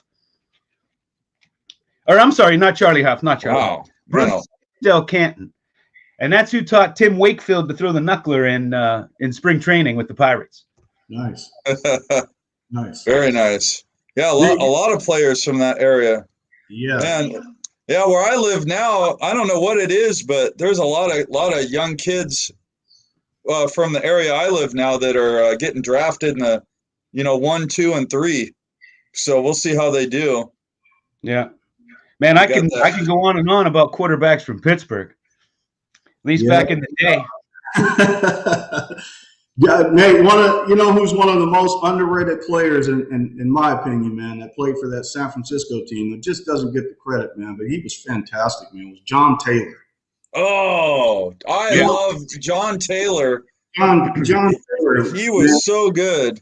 Oh, he was wonderful, man. Who's going to pay attention to the other wide receiver across from Jerry Rice? Yeah. Right? Yeah. Alvin Harper, same problem when he played with Michael Irvin. Alvin Harper averaged something like 26 yards a catch. He had like the highest catch for average in the league, but nobody, I'm sure like young collectors today probably don't even know who he is. No. Alvin Harper. I wonder in college, man, Alvin Harper was remarkable, man. I think he came out of the University of Tennessee, if my memory serves me right. And I remember him. He was such a great route runner. But John Taylor, man, to me, man, he's just so underrated, man. I mean, another guy, he just had these massive hands, man, and that he could just catch anything that was thrown his way. But, oh, man, they just don't talk about him, man. He gets no love in the hobby, man, at all. Yeah, he was a very solid receiver. One of my favorite stories about Montana, and this kind of involves John Taylor a little bit, was in the Super Bowl when they were the second Super Bowl against the Bengals when the Niners were down, and Montana was putting that drive together where Taylor caught the touchdown with like 30 seconds left in the game to go up. Yep. They were in the huddle, and Montana looks up at the crowd. And he says, "Look, there's John Candy." And then the next play, he threw that touchdown pass, what ended up being the winning touchdown pass to John Taylor. That's funny. You know what's amazing? So we were talking rules changes. No sport has been affected as much as football with rules changes as far as the historical perspective of the game. Yeah. Oh yeah. I mean, if I watch football now, it's hard for me to watch. Well, first I work on Sundays, so I don't watch very much football, and I work Monday nights too. And secondly, like the rules about how like contact and all that, and then like the quarterback can basically, it's almost like when you're a kid and you're playing, like you have to count 1 alligator, 2 alligator, 3 alligator, 4 alligator. I mean, the quarterback has 7 alligators worth of time before he has to throw the ball. And then if you hit the quarterback, like people are freaking out like it's a penalty, man. That's why Montana, his career only lasted for, maybe 11, 12 seasons, because he got hammered. He used to get smacked all the time. Go look at some film on what Terry Bradshaw went through. How they used to beat the same thing. Yeah. Those quarterbacks took a beating back in the 80s. And they essentially did away with intentional grounding. In the old days, when you would go back to pass, you had more bad things could happen than good. Now, when you go back to pass, you have more good things that could happen than bad. Because even if it's 3rd and 21 and you don't complete the pass, you might get that first down. You could get roughing the passer, you could get defensive holding, you can get defensive pass interference, or you could complete the ball. And if it's not there, you just take 2 steps to the right and throw it on the ground, and it's no longer intentional grounding. I watched an old film with the Steelers, and Terry Bradshaw was about to get killed, and he was literally on the sideline running out of bounds through the ball, and they gave him intentional grounding because you used to have to throw that ball to a target.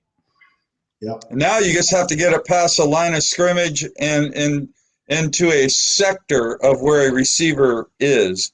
Yeah. And it has to get past it. It's just nuts. Yeah, so football, that's why I'm not a big football fan like I used to be because of the rule changes. The one thing I've never understood is how is spiking the ball not intentional grounding? Yeah, that's right. That was a stupid rule put in place just so everybody. So it's turned into basketball where it doesn't matter what the score is. It comes down to the last 5 minutes. Doesn't matter who's winning by what. It comes down to the last 5 minutes with that spike. Oh yeah, to stop the clock. Yeah. Some of my friends, we have these conversations about taking these newer quarterbacks and sticking them into the 80s and 70s. Would they have the success that they have today? No way.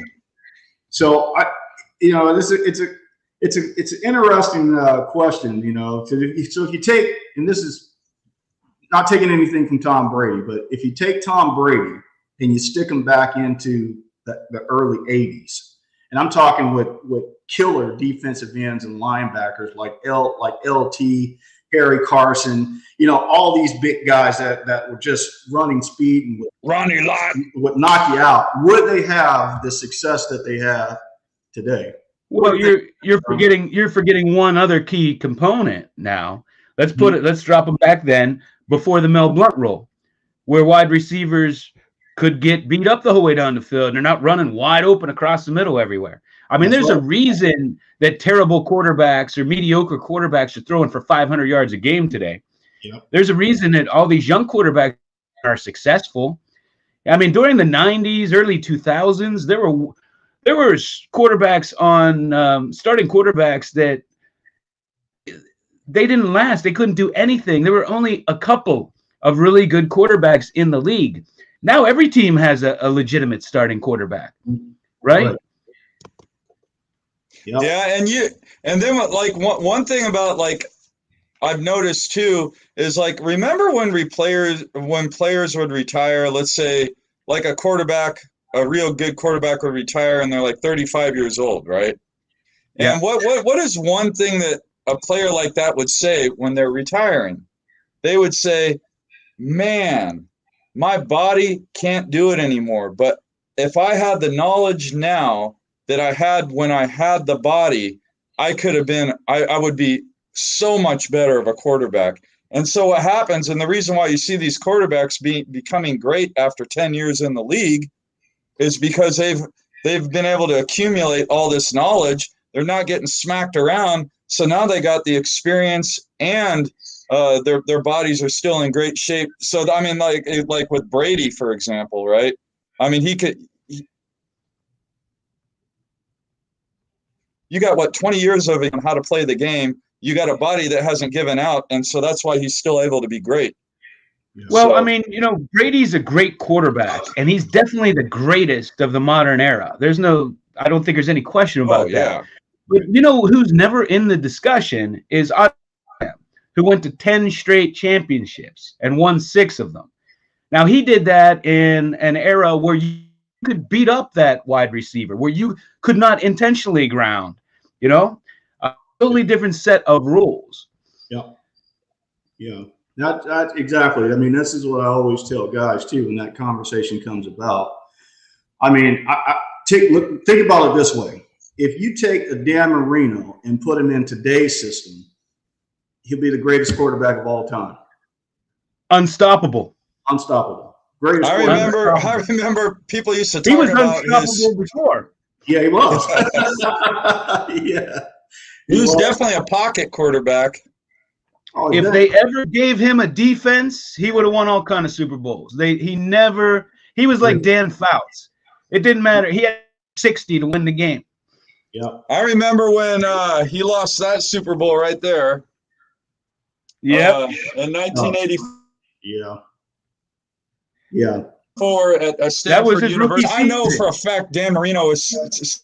Look, Marino was thinking, "I'll be back." Listen, Dan Marino had the best rookie campaign to this day I've ever seen in my entire life. I watched his whole entire career, man. His rookie campaign was incredible. I don't think. I mean, he kind of took the NFL by storm, man. People didn't have those expectations. They knew he was good, but they didn't know how good he was. I mean, in that year, just separated him from everybody else, man. It was incredible to watch, man. And let's go back a little longer. Everybody talked about how phenomenal Johnny U was. Johnny Unitas, he held the record for a while. He threw 47. He had 47 games in a row where he threw a touchdown pass. Yeah. At one time, that was considered to be like Babe Ruth's home run record, or like Joe DiMaggio's 56-game hitting streak. But he did that, with less games in a year, with the old-fashioned rules before the Mel Blount rule. It wasn't so easy to pass back then. So, quarterbacks would go games without throwing a touchdown pass. It was mostly a running game because of the way the rules were and the philosophies back then. And you go back before that to Don Hudson, the most dominant wide receiver in history. I mean, no wide receiver dominated the other wide receivers like Don Hudson did. Yeah. And he set the original record with 99 touchdowns, which was considered, unbreakable at one point till Steve Largent did it. But he did it he had 10-game seasons, 11-game seasons. I think that's the most he ever played. He may have had 1 or 2 years with the 12-game season. But he did it with far less time, and they could, beat him up the whole way down the field. Yeah, you're right, John. And again, that's one of those guys, man, that I think people sleep on. When you talk about great wide receivers, you don't hear a lot about him, man. And he was way ahead of his time, back then. I mean, this guy could do it all, man. He could catch, he could run for great speed. He, just was brilliant out on the field, man. And when I talk to people too, man, it's interesting you brought his name up, man, because in the card shop, there's some guys that are our age, and those are the only guys who talk about them. If you talk about, depending on how old the person is, they won't even know who he is. And I think it is unbelievable how many people don't know Don Hudson. Yeah. I mean, some people consider him the greatest football player that. When he was a rookie, he got a signing bonus, and I guess the hometown thought it was ridiculous amount, right? And so the local radio station sports announcer did like a half an hour telling everybody why he was a terrible pick. And at the first play of the game, he caught like an 86-yard touchdown pass. And that was the last time he was ever criticized. Hey, somebody asked him, they said, with all these guys catching these balls today and the rule changes, how many touchdowns do you think you'd have, having 99 back then? And he said 50. And they said, really? Only 50? And he said, well, I am 74 years old. That's fantastic. Yeah, man. That's an athlete for you thinking, okay, that's what I could do now. I'm not talking about when I was playing. I'm talking about, or you asked me right now, not when I was playing, but right now. He was so head and shoulders over. He led in like receiving, touchdowns, and yards. Yep. He only played 11 total seasons, and he led those like 9, 8, and 7 times. I mean, even Jerry Rice didn't lead in those categories every single time. He was consistent, and he every year. He was a very consistent player, but he did not dominate the leaderboards the way that Don Hudson did.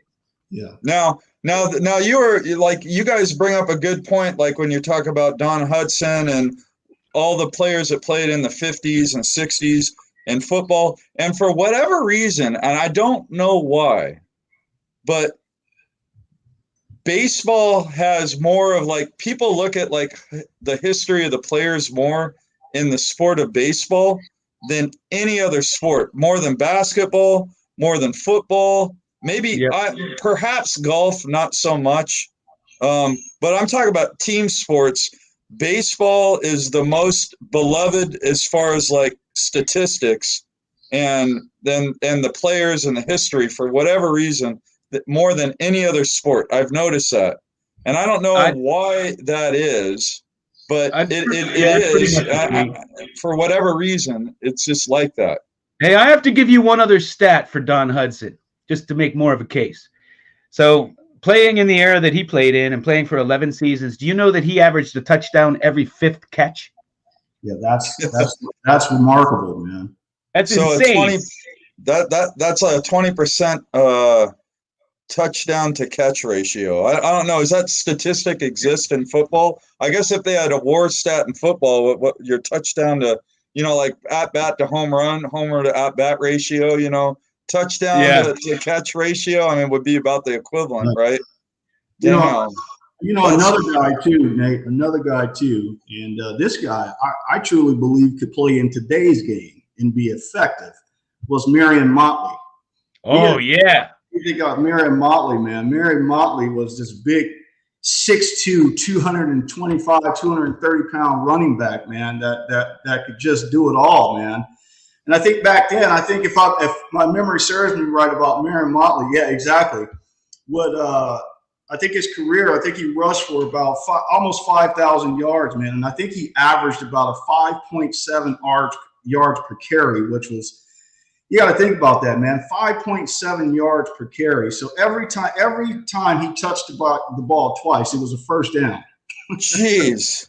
Yeah. It's remarkable. And he was a beast. The other thing too that people don't recognize. Yeah, his average run was insane. Oh, it was nuts, man. And he led. I think he led the league in 1950 in rushing. I think he won a rushing title back then in 1950, if my memory serves me right. But another guy that people just sleep on, man. He's another one people don't know about, and the other one is Ernie Nevers. Ernie Nevers. Yes, Ernie Nevers, right. Another one of the all-time greats. Another all-time great right there. Yeah, those are guys that people just sleep on, man. I don't. Well, it all depends on who you talk to, man. Yeah, we're not even talking about guys like Phil Fios and people like that. Fios. Yep. Yeah. It's safe to say you guys would absolutely obliterate me on any football knowledge. We should get back to baseball. We'll get back to baseball. No, it's good, man. I mean, it's fun to hear about all these players and statistics and relative statistics to their era, comparing to players of this era. And man, a football, well, I guess that whole conversation started because we were talking about that baseball has seen a lot of changes. This is right before John hopped on, over like the last 10 years or so, since they changed that play at the plate, where the catcher can't block. And I think that this conversation started because you look at football, it's not even the same sport as it was in the 50s. It's a completely different game. Yeah. I mean everything about it. I mean almost everything about it is just different. So you can't compare this era or any. I mean, even if you compare the 80s to the 50s or the 60s or today's game to the 80s, it's changed so much you can't compare. You just can't. You know, Nate, I was just thinking back to that. You know, the game had been somewhat similar for all those decades, you know, once you come out of the dead ball era. And the last decade, it's just what you said. It is a completely different game, you know, just totally different. I used the that in 1964, Willie Mays hit 50 home runs, you know. It wasn't done again until 1977 when George Foster did it. Wasn't done again until 90, 91 when Cecil Fielder did it. Now we have rookies coming up and hitting this jack ball. I can count on two hands how many pitchers could throw 100 miles an hour. You probably had Nolan Ryan, Ryan Dern, Bob Veal maybe, Bob Feller, you know, guys like that, J.R. Richard maybe, Bob Gibson. And now, I mean, you know, there's 92 mile an hour curveballs happening. It's just a totally different game. And then the other thing is I was joking around because they were making a big deal about Acuna in 2 years breaking the all-time leadoff home run mark for the Atlanta Braves. Yeah. I mean, Acuna is a number 3 hitter in the 70s or 80s or whenever. You know, he is not your typical leadoff hitter. And this shortstop explosion, I mean, every shortstop's a power hitter now. When did that happen? I mean, Ernie Banks was the only one back in the day, right? So totally different game. Yeah, I mean, and the expectations from the pitchers, the batter's approach, I mean, it's completely different from even 10 years ago. So, yeah. I mean, I remember like what they call it a quality start. I remember when I first heard the term quality start and it was 6 innings, 3 runs or less. And I was like, well, I mean, that's a ERA of 4.5 if it's 6 innings, 3 runs or less. I mean, that's not a bad start, but I wouldn't call it a quality start. I mean, a quality start in my book would be 7 innings or 2 runs or less. That's just my personal. I mean, that would be a quality start, right? Where you probably should win the game, in my opinion, would be a quality start. So, and now 6 innings, 3 runs, that would be like a dream start for a manager. Yeah, you know, for me, it started like in 2010. There had been 19 perfect games pitched in the history of baseball. 19, right? And then in 2010, 3 guys did it. Almost, technically 4. Oh, were there 4? Well, no, technically, but the call, you know, Galarraga, remember that bad call? Oh, yeah. That was a perfect game, but he didn't get credit for it. He admitted that it was a bad call afterwards, right? Yeah. I mean, he was out by a good 1.5 to 2 feet. Yeah, there you go. 4. You know, and you look at like 3,000 hits. When Clemente got his 3,000, he was only the I think the 11th player in history to do it. And players are playing. Well, I don't know. I mean, I wonder now if players are going to have these 20-year careers now, because the game is getting so youthful for one, and 2, players are getting paid so much money. Probably the only thing to motivate a player to play a 20-year career is accumulation of statistics, really. But how many teams are going to want a guy that's 38 years old when you got 18-year-old that's ready to play in the big leagues? I mean, you're seeing that a lot too. The DH has kind of changed that. I mean, one could argue that, you know, I mean, if I don't know, like a Pujols, would he still be playing if he had to play the field? I mean, Babe Ruth would have played until he died if there was a DH. Like, you're probably right. You could be older and out of shape, and as long as there's a DH and you're a home run hitter. Yeah, I think Bonds could step in and be a DH right now if he really wanted to. He might be able to. I always joke around. I don't want to see the DH come to the National League. I don't. Oh, I don't either. I think I always joke around that my mother can manage a team with a DH. Like there's nothing to manage. There's no strategy when you have a DH. You don't have to worry about the pitcher or when to pinch hit for them and different things like that. They've pretty much done away with hit and runs. Aside from this kid in Arizona, they don't really steal too much anymore. They get up there, they pull every pitch, and they swing for the fences. That's the game. Nobody can hit to all fields anymore. And, I was watching this old World Series from the 50s, and Duke Snider bunted. And I thought to myself, can you imagine a home run hitter today bunting? Like you would never see it, ever, under any circumstances. Well, I mean, I think I've had this discussion with Aaron before where, like, how they play the shift now, which would even make bunting more enticing, especially like when you see players like Bryce Harper, where they got everybody on the right side, and Harper's hitting like, 230, 240, and all he has to do is drop a bunt down the third baseline 10 times a year. 10 times a year, and I guarantee you his average would go from like 250 to 300. Because first of all, you get 10 more hits, and second of all, you wouldn't see teams put that exaggerated shift on him, which he hits into all the time. And that's why his batting average is so low. And third, if Aaron, I think I was having this conversation with you, but like let's say there's a pitcher where Harper's disadvantaged in the at-bat, and they have that exaggerated shift, why not just bunt in those situations to get on base every once in a while, and keep people honest and not want to put that shift on like that?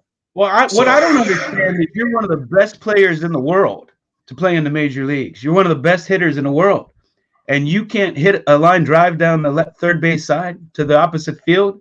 I don't get it. Yep. Yeah, I know. It's frustrating to watch, man. I mean, again, this is what we were talking about earlier, Nate, about these, newer guys that have come up and why some of the older baseball players get frustrated with watching the game today because there's no adjustment. There's no challenge. Nobody's, you don't know whether that's just a paycheck player or not. These guys that played back then took the craft seriously, man. They came out there and, it was a chess match. You got to try to figure out and muster up whatever you can to try to combat whatever the pitcher is going to throw at you. These days, man, I mean, I don't know. I just did a video on Dave Parker, and I posted a link to the 79 World Series highlights. I was shocked to go back and see how often he hit to the opposite field. And that's why he had a high batting average. But this is a power hitter that could also go to the opposite field. When you look at your high average hitters, Tony Gwynn, Clemente, Ichiro, Wade Boggs, I mean, you name it, they all sprayed the ball around. They didn't just get up there and pull every pitch. But it's become a home run game now. I mean, you're swinging for the fences just about every time up. Yeah. And with this, I mean, I don't know what you guys think about this, if the ball's juiced, but when Verlander's saying it's juiced, you gotta kind of believe him. And when you see rookies coming up hitting 50 home runs, you kind of gotta believe them. So maybe if that ball's juiced, that is the strategy now. Because I get a little frustrated watching baseball because it'll be like a team is totally getting dominated, and one swing of the bat changes the whole game. Too often these days, where that used to happen, but not like all the time. You know what I mean? Well, it wasn't the strategy. How many home runs are hitting the World Series now? It's insane. Oh yeah, I mean the home runs are not exciting anymore because there's too many of them. And sometimes you see like a fly ball and you're like, oh, okay, that's going to be an out, and it just goes over the fence. You're like, I was just going to say that. Like a home run. I was just going to say that. Otani the other day got fooled, and he just snapped his wrists and the ball went out of the park. Yep. He got fooled on the pitch and made an adjustment and went out. I was like, what does it happen? Yeah, no. There, I see a lot of swings watching baseball, and I just say, how did that leave the ballpark? And then you watch the replay, and the player doesn't square up on the ball, and it left the ballpark. And so of course the ball's juice. And Yeah, and and it used to be like you would see a ball and you'd be like, "Oh, that's out of here," and it would be a deep fly ball that was caught. It didn't leave the park. It used warning to be track the power. Yeah. Again, I mean, we talked about this, man. I think back in the day, this is what I mean about how baseball can be, so hypocritical. Because here's the thing, you remember back in the early '90s, man, when there were so many complaints about baseball was boring.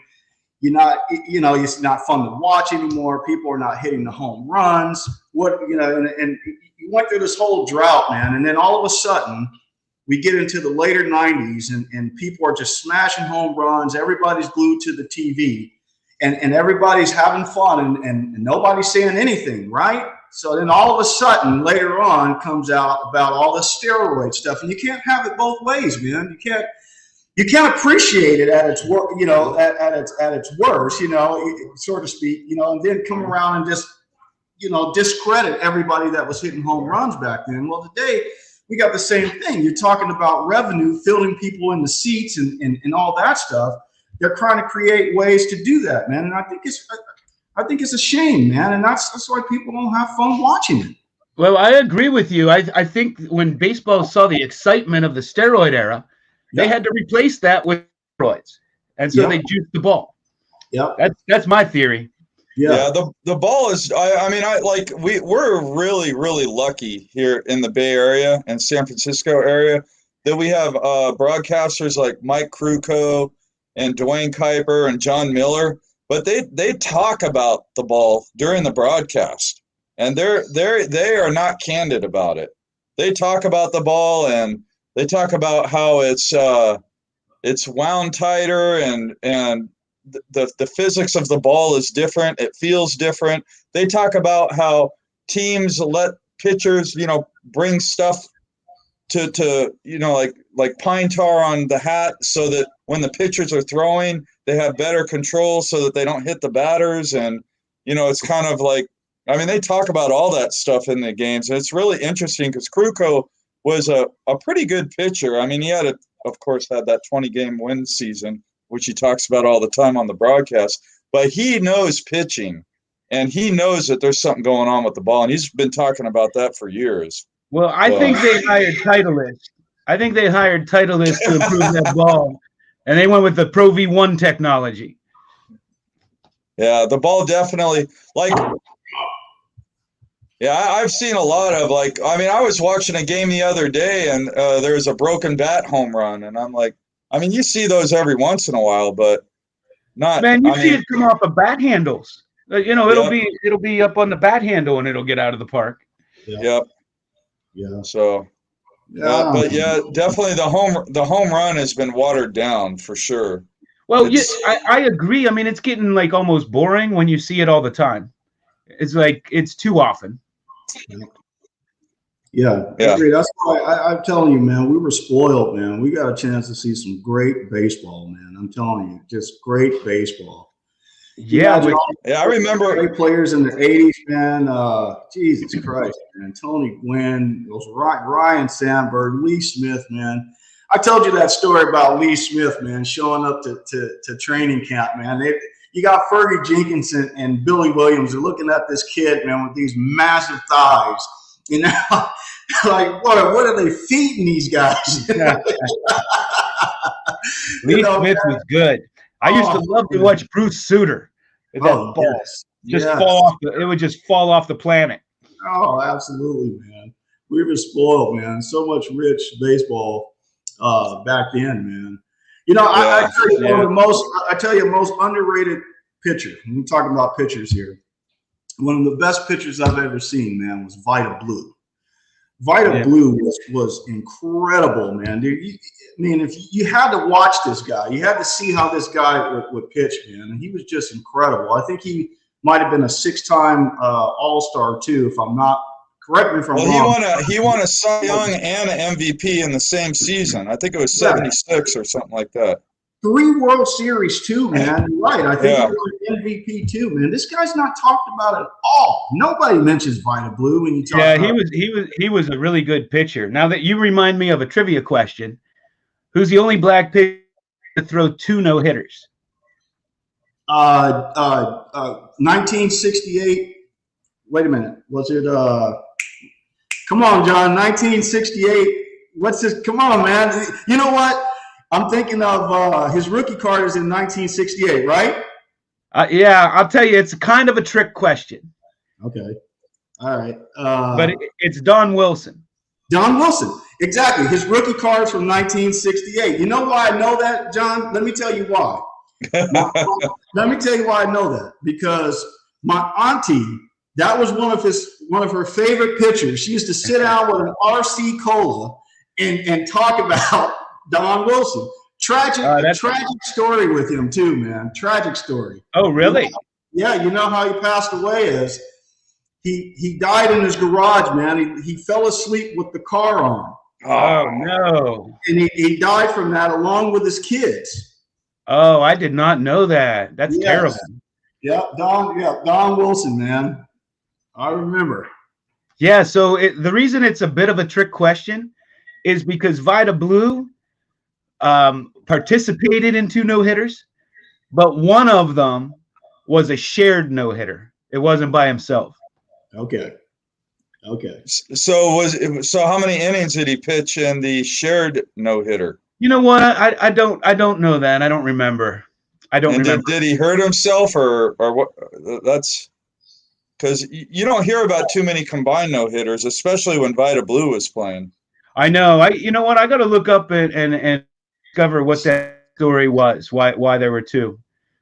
I got to look that up. Unless, well, he played in the National League, right? He did. Yeah, he was with the Giants at the end of his career. That's right. And I can't remember. I mean, I'm just thinking out loud. But somebody could have pinch hit for the pitcher at some point. I don't know. Yeah. Of course, you don't have that problem when you have a DH. Pitcher's got to do nothing. You know, I mean, you know, it kind of blows my mind that have we had 3 no-hitters this season so far? If I'm counting right, something like that. Musgrove threw a no-hitter too, right? For the Pirates. Yeah, so the Pirates trade him, and his second start with San Diego throws a no-hitter. Yeah. The Pirates, they should pull their franchise. Oh man! The owners of the Pirates are nothing but a farm system for the league, and they should go own the a farm system, a farm team, and get out of the pro baseball. Mark Cuban, he's from Pittsburgh, and he wanted to buy the team, and they wouldn't sell it to him because he's just tired of watching them lose, like all of us. Damn. Like if you don't want to win, why you have a team? Yeah. Well, we got a frustrated Pirates fan here. Yeah, it's honest to God. I mean, why they need to pull the franchise from them.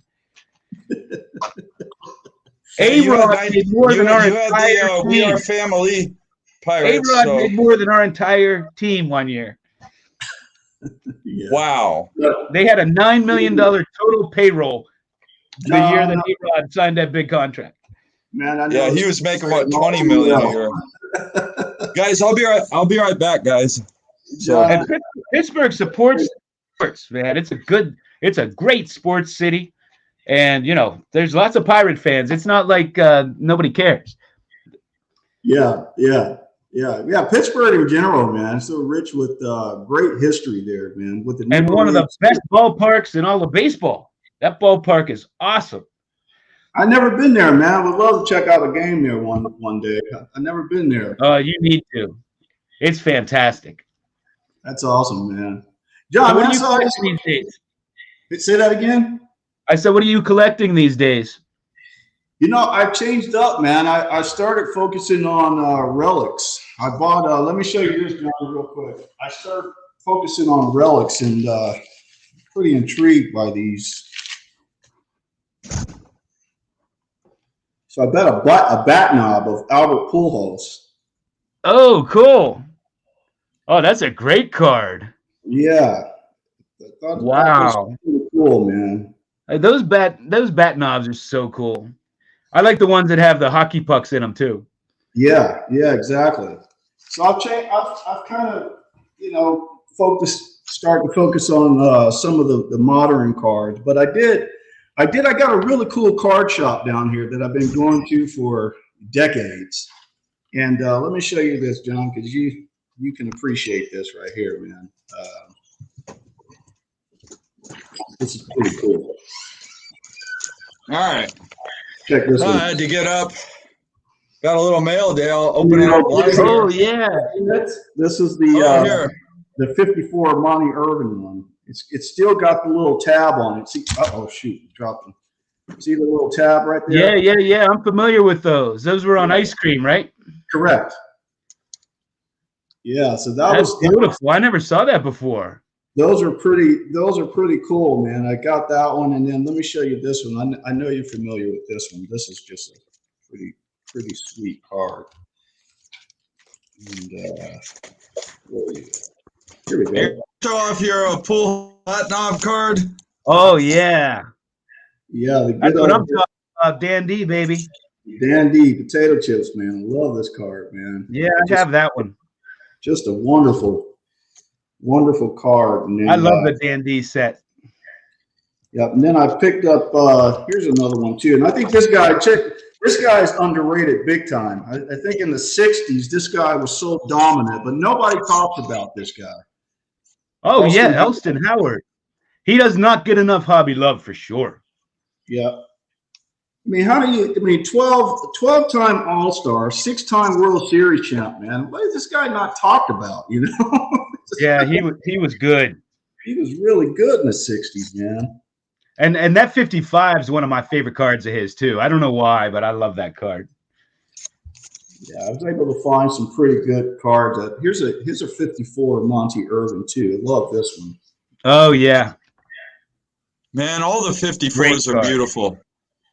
Yeah, they are beautiful, man. Really love those. And then I got a couple of little discs. I don't know if you've ever seen before. Oh, I was talking to Shannon from Back to the Cardboard about a Pete Rose. These are from 1963, so it's probably the rarest Pete Rose in existence. And just ironically, I was looking at Kit Young cards, and these popped up. They had them for sale. And these are 1963 French Bauer Milk. I guess they were on Milk Company. There's a Frank Robinson. Oh man, that is cool. Wow. That's like a disc. Was that like on the milk bottle? Like on? You know what? I think so, but I'm not sure. I have to research how these were distributed. Here's the Veda Pinson. Oh, incredible, man! But these are really apparently. Wasn't familiar. It's just so ironic because as soon as he was telling me about the Pete Rose, these popped up on eBay and I bought them. That's how it goes sometimes in this hobby. You know, you'll be talking with your friends about a card, and then you'll go look it up. So if anybody's a Rose fan, if you ever find one of these, I'm sure it's an arm and a leg. It's probably very expensive, very rare to find the Pete Rose. You can't even find one. Wow. I just finished up a rainbow here. Oh, there you go. That one just came in today. That is fantastic. Wow. The Epics game. Man, these emeralds are beautiful, man. There's so much shine at your house, I'd have to wear sunglasses if I came to visit. I know. Indeed, man. Yeah. You know me, I'm a 90s guy. Go check this one out. This one's pretty cool. Oh, that card is beautiful. Here's an Elgin Baylor. Oh, yeah. Nice. Again, this was when this was a cheaper product that came out back in 28. Remember the old press pass? But the thing is, again, like I was telling you, if you did your homework, the company on their website would tell you how many of these were signed. Now, this is the platinum parallel. On the back, it shows you that it was short print to 25, right? But Elgin Baylor only signed 10 of these in red. Oh, wow. That's a beautiful card, man. I love this product, man. I really miss it. I was sad to hear that company went bankrupt, man. Yeah, you know, I mean, when it came to like the cheaper brands or whatever, I don't care about any of that. If it's a cool card, I wanted it. Yeah. Yes, if anybody else wants it, I used to get Tough Stuff, and they would list like the number one cards in the hobby, hottest cards, and Beckett still does. And I really didn't care what was on there. You know, it was like I would get a rookie card that I absolutely loved, of Ichiro or Pujols or whatever. And it was always those cards were not the ones in Tough Stuff or in Beckett that were what everybody wanted. It was like no matter what rookie card I got, it wasn't the one everybody wanted, it seemed. You know what I mean? Yeah. I remember collecting Griffey rookies back in the day, and I wanted all the oddball, like the one that came out of the baseball card magazine that looks like the 1959 Sporting News rookies, and like all those oddball like Mother's Cookies cards and stuff like that. Those were the rookies that excited me because of the pops and all those. I mean, those are a dozen, you know. I went to my card shop a few months back, and I ran into one of those Ken Griffey Jr. Candy bar rookie cards, and I bought it, and it was like my favorite purchase from that trip to the LCS. 'Cause you just don't see them out here. I guess they're popular in Seattle or whatever. Man, look at that. New holder. Yeah, it looks much better. These cards are beautiful. Oh yeah, I got to get out now. I got to get out my whole rainbow and show it off. That's beautiful, man. But these 1998 Epics cards are just absolutely gorgeous. Hey, I have to show you guys what I got here. Please do. You know what? I think one of them's in a slab. In fact, I didn't even open this yet. So there's a guy on the Facebook groups, and he makes little baseball card signs. He hand makes them, and they are so nice. And oh man, that is fantastic. they have a keyhole back. Wow. And you hang them up. So I bought a bunch of these for my card room. That's fantastic. That is really cool. How thick is that? Like on a foam stock or? Oh, nice. There you go. That's awesome, man. That is awesome, man. He sells it for like $25 a piece plus shipping. That's awesome. That's a great deal. And it's only, I mean, it's like something like 32, 33 if you only buy one. So John, can he do any player? Well, he hand makes these, and he always has some in stock that he made. Gotcha. So I'm sure, like, if there was a specific one you wanted, he could probably make it. But these are really cool. Like if you have a game room or something, you know, where you watch sports, you can hang these all over the walls. They look good grouped together. But I bought several. I had to get my favorite Bruce card. Oh boy, Nate, you're gonna blind us, man. Look at that fantastic rainbow, man. Wow. Yeah, hey, you know what? And these emeralds are, man. Oh yeah, the gal. Oh wow. These have no shine. No shine. Man, those are wonderful, man. John, have you seen this card? Bill Jackson. Yeah, that's awesome. Is that a 101?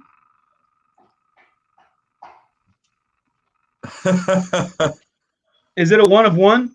Yeah. Guess whose hat I'm wearing there? Whose hat is that? Is that? Let me take a guess. It's a good-looking hat. Yeah. It's not my hat. You know whose hat it is, but you got to guess whose it is. Bob Lewis. Yes. Did I guess? Yeah, you got it right. We were at the National, and the PSA booth was making these, and I don't know why I wanted to wear a Pittsburgh hat when I did this, but I asked Bob, "Can I borrow your hat?" And he's like, "Okay." So bam, it worked out. Nice. Is there going to be a national this year? I don't know. I'm going to wait until I think 2023 it's going to be back in Chicago. I'm just going to wait till it's back in Chicago. But like where you live, John, you could probably go to the Jersey one, right? Or no, you're not in Pittsburgh anymore. You're in. It probably wouldn't matter where the National was, I guess, for you. But Hey, Harry S., why do you keep calling me an old man? Check this one out. Sam Jethro. Sam Jethro. Nice. Found this one in the card shop that I go to. That's a sweet card. Damn, dude. Now I'm gonna be looking for it. Yeah, Sam Jethro, man, fantastic player too, man. Right from the Negro Leagues. He played for Cleveland Buckeyes and Indianapolis ABCs, and remarkable story with this guy too, man. Kind of a tragic story too. So that was pretty cool find, man. Okay, Henry, that makes me feel better. Thanks. Oh, this little thing too. Remember these old books? Oh yeah, I used to love those. Yeah, little 1970s. And the scratch offs too. Yeah.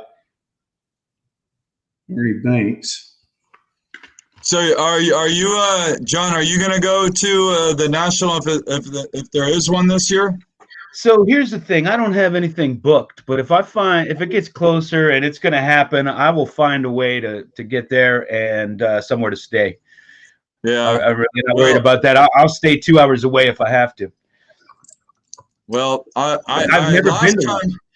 Oh, I can't. I mean, if you go to one, just your mind is gonna be blown by all the stuff that you're gonna see, and then also like just hanging out with all the YouTubers. It'll be like going to Disneyland for the first time when you're 5 years old. You know. Yeah, well, the thing is so I never went to the National because it always scared the hell out of me. I'm like I won't I want to buy everything. I'll spend too much money. It's like having a lot of money in your account and an ATM card when you're in Vegas. You know, sometimes you can't always stop yourself, and it's always scared me, to be honest. Like too much.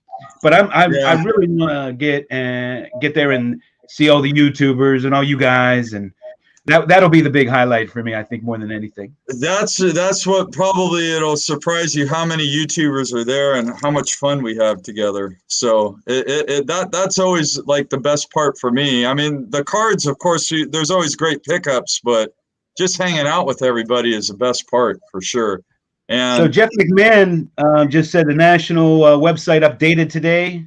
June 1st is the deadline for decision, and October would be a backup. I actually wouldn't mind them moving it to October right now. I think that would give us all a little more comfort that it's going to happen. You're right. Yep. I think that, I mean, man, oh, yeah. I mean, if it was in October, I don't, man, I guess, well, my wife and I are supposed to go to Mexico in October, so I'd have to take like a whole month off of work if it happened to be when we weren't in Mexico. But that would actually be a good move for them to move it to October for sure. Yeah, I would be in favor of that. Yeah. Yeah, Nationals are cool, man. I know how you feel, John. I felt kind of the same way too, man.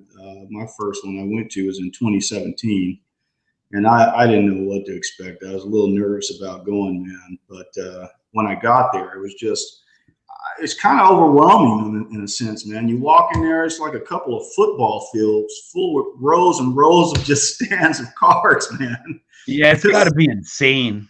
Oh, it's crazy. Real. When you walk in, you can't see the end of the venue, and all you see is tables. And yeah, it is pretty. It's pretty incredible. I just cherish those conversations, man. I mean, I spent a lot of time talking with those dealers, man, and hearing their stories about, how they got into collecting, and, is it their collection, their personal collection that they've collected from back in the day, and those guys would tell you, man, they got some interesting stories, man.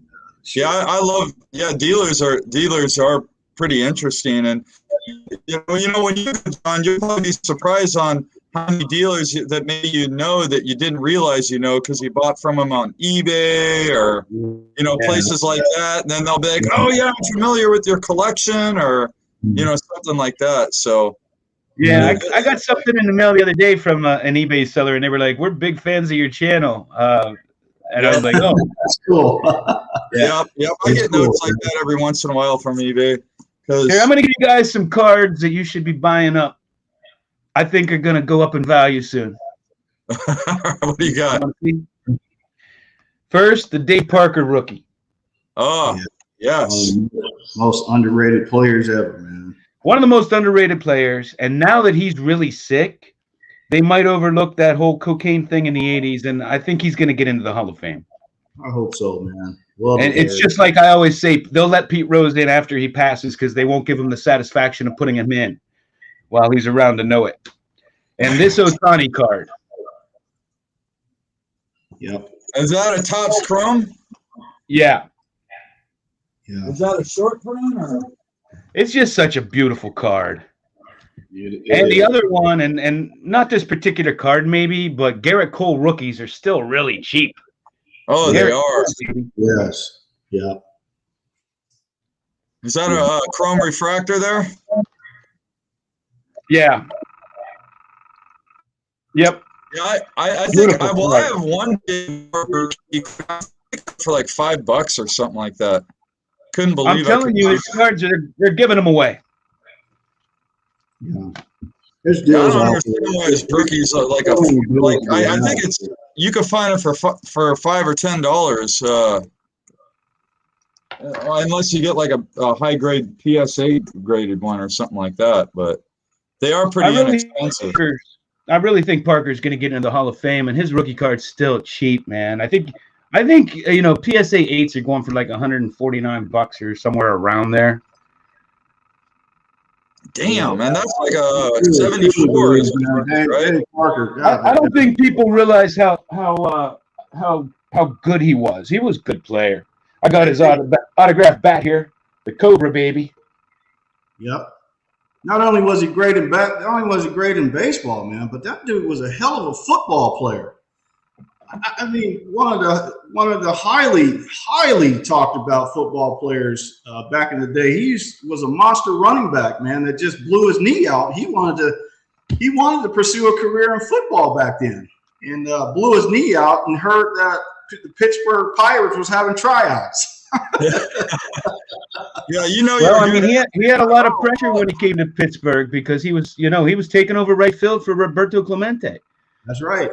Yeah. He had a lot of he was a good player. Could hit to all fields, could hit home runs, could steal bases, had a cannon for an arm. Yeah. If you ever have a chance to go on and watch the 79 World Series highlights, he throws the ball to get Eddie Murray out at home that is just a rope. It's this high off the ground. Eddie Murray's out by 10 steps. It's not even a close play. Wow. But yeah, he was fun to watch. Yeah, I remember him on the A's teams in the late 80s too, and he was a great hitter for the A's teams. But he was really good on the Reds too. Yeah, he was an incredible ball player, man. That's what I mean by we were spoiled, man. We got a chance to see some great ball players, man. He's just one of a lot of them, man, that we saw that just don't get recognition, like he should. Yeah, I don't know. A lot of those players in the 80s that got, were part of those drug trials or whatever. It was the 80s. Everybody was doing that crap. It's kind of like the NFL, right? Like almost everybody smokes weed. If you're the unlucky one that gets caught, you get suspended.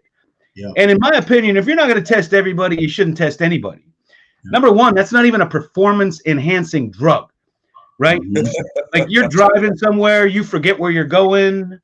The speed limit's 55, you're doing 35. Like, how's that helping you catch balls and stuff? It shouldn't even be a banned substance. It's getting legal in most places. They And let me tell you something, when you're up all night doing cocaine, that ain't helping your Well, performance either. it's definitely legal wireless. They gotta let it go, man. Doc Ellis went out there and threw a couple of no-hitters. Yeah, but they got to let it go. I mean, if it's performance enhancing in some way, I can see it. But come on, who's going to play better smoking a joint than they play sober? No one. No one. Right. Number one, right. you want to eat a bunch of sunflower seeds while you're in the dugout during the game. Right. I don't know, man. It's weird. Nate, I remember I was telling Nate this story, man, about Tim Raines. You remember when Tim Raines played for the Expos? And when he played for the Expos, man, he got up there as this 19-year-old kid that got a taste of that Toronto nightlife. And he said, man, after he would go from the games, he'd be out there partying, man. And he said he just couldn't get enough. It became an addiction for him. And he said he went over to Andre Dawson, and he says, look, man, I want to be like you, you got to save me. And Andre Dawson tells him, you know what? He says, I got you, brother. I got you. And from that day on, man, he said he credits Andre Dawson for his career, man. He said, because if he would have stayed with that nightlife in Toronto, man, he just would have never, he probably wouldn't be talked about today, man. Yeah, I was a fan of Tim Raines. Let me hold on. I'll be right back. I want to show you something. Okay. Yeah, I was always a big fan of Tim Raines too, and I think it was because in 1983, the first year I really started ripping wax, he was always on those stolen base leader cards with Ricky Henderson, Yeah. Tim Raines, Ricky Henderson. Who's this Tim Raines guy that's up there, that's hanging in there with Ricky Henderson? Yeah. So I had to find out about Tim Raines. And then, of course, back in the 80s, one of the best uniforms of all of baseball were the Montreal Expos. I mean, I love those uniforms, man. Absolutely. Yeah. I have a nice Expos jersey. This is Tim Raines' contract with Topps from 1988. Oh man, that is fantastic! Wow, that's cool. Wow, that is signed by. Well, this one's not Cyberger. Most of the ones I have are signed by Cyberger. Now, is that like from the vault? Yeah. Wow, It that's comes a cool with piece. COA from Topps. Oh, that's cool. That is a cool. I've seen piece. a few people show off those Topps vault pieces. They're pretty neat, man. I don't have any, but they're pretty cool. Yeah, I pick some up. Those are cool, man. Like I got to show you this.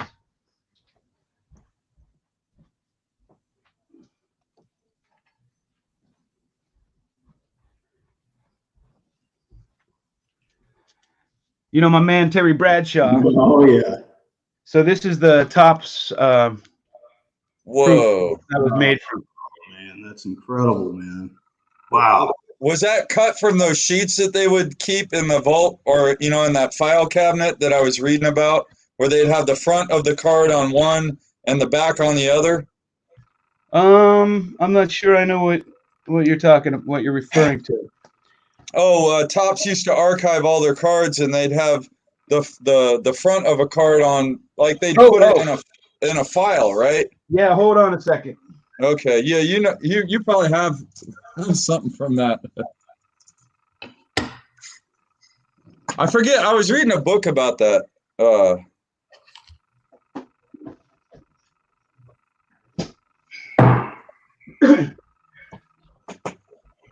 This is what you're talking about. Ah, wow. Okay, so you got one in a slab.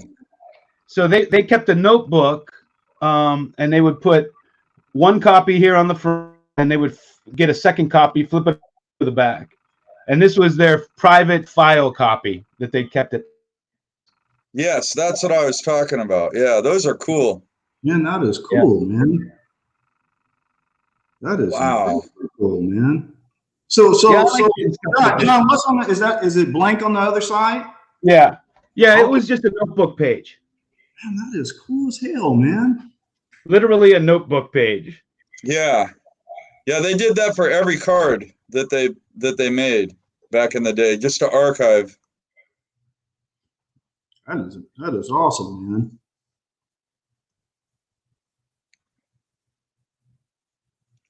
think John froze on us. Yeah, I think his computer might have froze. Anyway, that is a pretty cool piece for sure. It was a pretty cool piece, man. That is awesome, man. Yeah, Rock was legit, man. I agree, man. You just got a taste of that Toronto life, man, and it, you know, like he said it was an addiction, man.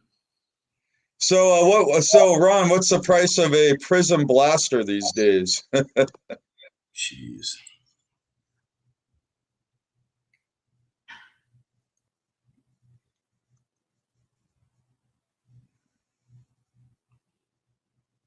I think these Prism Blasters are going for crazy money, man. Yeah, I wonder what the 20 that's probably like basketball or football or whatever. Yeah. Oh man. Yeah. I think we lost John, man. Yep. Yeah, you know the way. Oh, he's back here. Let me bring him back in. Welcome Don't know what back. happened. Well, I always get kicked off once or twice. Yeah. Well, I've noticed since the pandemic, like Wi-Fi isn't as good as it used to be, or like my cell phone, the service isn't as good as it used to be. I know you're working on that, but do you have a 5G capable phone? I don't know, man. That's the problem. Everything's being upgraded to 5G, and if you have an older phone, it's going to act up. Yeah, no, mine's like an iPhone 10 or something like that. I don't even know what it is. Yeah, I just upgraded mine yesterday. I was waiting till they came out with the 5G version. You know, that's what I do for a living. I build 5G. Yeah. So I know you've talked about that before. Yeah. Aaron, did I ever show you this? You see that? I'm not sure if I showed you this. Oh, that's fair. No, you know what? I watched your video on that one. That when you showed that, man, that is incredible, John. Incredible. A Satchel Paige auto. Yes. Yeah, it looks better live than it is coming across there. And how about, did I ever show you this Roy Campanella? Oh God. Yeah, you're dropping bombs on me, man. Those are fantastic. That card is that a Cons Wiener card or? It's a Stallmeyer.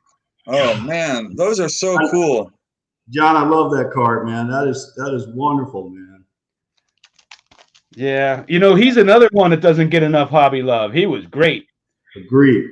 Do you know how many MVPs he won? Yeah. 3. 4, 3 or 4? 3. Yep. 3. He won 3, and he won World Series MVPs too, didn't he? 1, I think. 1. How many catchers? How many catchers have that many MVPs? Probably not too many. Oh. Well, I know Piazza, I think, had 1, right? Yeah, 1. Bench. Bench. Johnny, how many does Bench have? Bench has a lot of MVPs. Probably like. Here's one, John. Take a look at this one, man. I don't think I've showed this one. This one's a really rare piece. Oh yeah, you were talking about that one. Yeah, this is the. It's one of those 89 proofs, gold proofs, and I don't honestly. I don't know how many of these were printed, but to my understanding, these were given out to Topps executives back then. And I had never seen one. I had a friend that used to work for Pinnacle, and he told me about these gold proof cards that, you know, were given out to executives, but he didn't know either how many were printed. I didn't, tell you the truth, I didn't believe him. And just recently, one of these popped up on a Probstein auction, and I was able to snag it, man. Just wow, really that's cool. Fantastic. Really See, I love to collect cards from the late 80s, early 90s. That are unique like that, like the Topps proof, because since they made so many of the regular card, it's really like that makes it exciting to collect that era again. Yeah, absolutely, man. Yeah, I was incredibly thrilled to have that one. There are hidden gems in every era for sure. Yep. Like and a lot of them, not just a few, but a lot. And it's funny because sometimes those hidden gems don't even get introduced into the secondary market till 10, 15, 20 years afterwards. Like, how about the Randy Johnson Topps big rookie card? That's a Yeah. tough one to find. Yeah. oh man, those Topps big rookie cards are totally underrated. I remember I bought the Sammy Sosa, and it's still like not a popular card, but it's probably is my favorite Sammy Sosa rookie card. Yeah, I This is love that Topps card. big rookie. You introduced me to that one. I thank you for it. It's a great one because I have two of the Randy Johnsons, but I'm telling you, go on eBay. You're lucky to find three at a time. Like, they're not common. Crazy story, man. I probably had about at least 12 boxes. They came in the Topps Big Series 3. And I had about probably 12 boxes of them and had it sitting underneath a 300-gallon fish tank. And let me tell you what happened. That fish tank popped. Ah, And all that water went right up there and just, I mean, No. destroyed all 12 boxes, man. So you're the reason they're so rare. Yeah. That's like the Mickey Mantle getting dumped in the Hudson. Yeah, exactly. It's funny, man. Yeah, well, the third series. So when they came out, I loved them because I was a huge 1956, 55 Topps fan.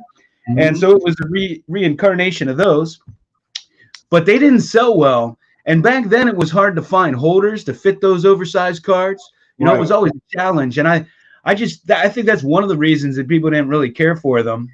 Just because back then everybody was using binders and your normal top loaders, and that was it. Yeah. But that third series, I think because it was so unpopular, I don't think they made that many third series, and I think they just got thrown away at the back of stores and stuff, honestly, because they're hard to find. And there's really no reason for it because, I mean, Topps was overproducing everything back then. Yeah, that's the only thing. Relative to like flagship Topps, those Topps big cards, they did not print that many. If you compare it to their regular. Yeah, that's true too. But I love them. Those are some of my favorite cards, man. They're beautiful cards. And I don't know if you saw my video, but in 1988, because I'm a big Bonds collector, so I like to collect all the junk wax copyright variations, because it makes it kind of fun. And it gives you something to chase from that era. They made 4 different copyright variations on the 88 Topps Big Barry Bonds card. Oh, is that right? So now I have to have 4 of them in my collection. Yeah. Well, what are the variations? Here, I'll show you. I'll go grab them. I'll be right back. Check this out. This is funny here, man. Check this little pack out I got here. And I think I got some Topps bigs in here. So let's see. Let's see here. You got the Randy Johnson? No, so I got a stack of them, right? I love these cards. I'm a junkie, and here's a cool card. I don't know if my camera will pick it up. Well, look at those killer bees. Is that 83? That's 83. Yeah. Those cool cards, man. Oh, no. Hold on. Go, Nate. I'm gonna run outside real quick and grab this pack. Okay. Here, I'll show John because he's asking. So, okay. So I don't know if my camera will pick it up, but right here, this one has a B and an asterisk right under the B, right there. If you could see it. So right under the B. Yeah, here I'll do like those back pages. I'll point it with a pointer here. So right here, right there, it's like a B and an asterisk right there, right? Yeah. Next to the year. Okay. So then you have one that has an A with the asterisk in the same vicinity, right? Oh yeah, I see it. Okay, and then you have one with an A and then a bunch of like just random stuff next to the star or the asterisk, right? See all that like other stuff? Yeah, yeah. And then I never knew about these variations. Oh, I got lists that big. This is just an example. And then this one here has like an explanation next to it. Maybe that's not it. Here it is. What? Yeah, this is the one with the A, and then it's got like a asterisk A, and then like an exclamation point next to it. But the exclamation point isn't picking up on the camera. You could kind of see it, that line. Yeah, I could see what you're talking about. I can see where it is. Yeah, so I don't know. For me, it's fun to collect all that stuff. Check these out, Nate. These are funny, man. I know you guys will remember these. Remember the old Kellogg's packs? Oh yeah, I have those. These are so cool, man. I never opened them, man. Oh, now how many cards are in there? There's I don't know, it could be 10 or 11 of them. Per pack? The David Robinson was pretty popular. And then how about this guy, Harold? Remember Harold Miner? I think his nickname was Baby Jordan.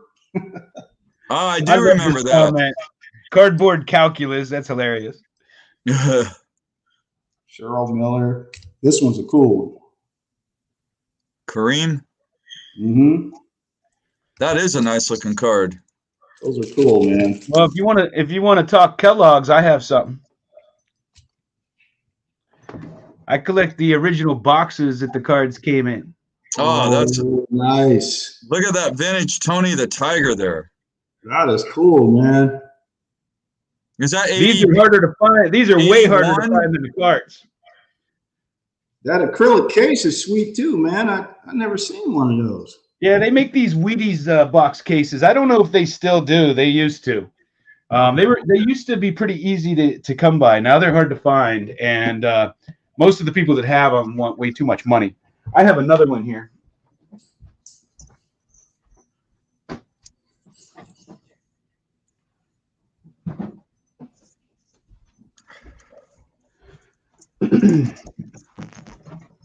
Oh, look at that. This is a smaller one.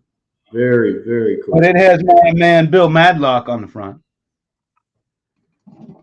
And it has my man Al Oliver on the side. Oh, that's cool. An ad for the Sporting News. Imagine cutting the tiny little cutouts off the box. That's signed by Al Oliver that you see behind me all the time. Incredible, man. Nate, hold on. Let me grab one other thing, man. Okay.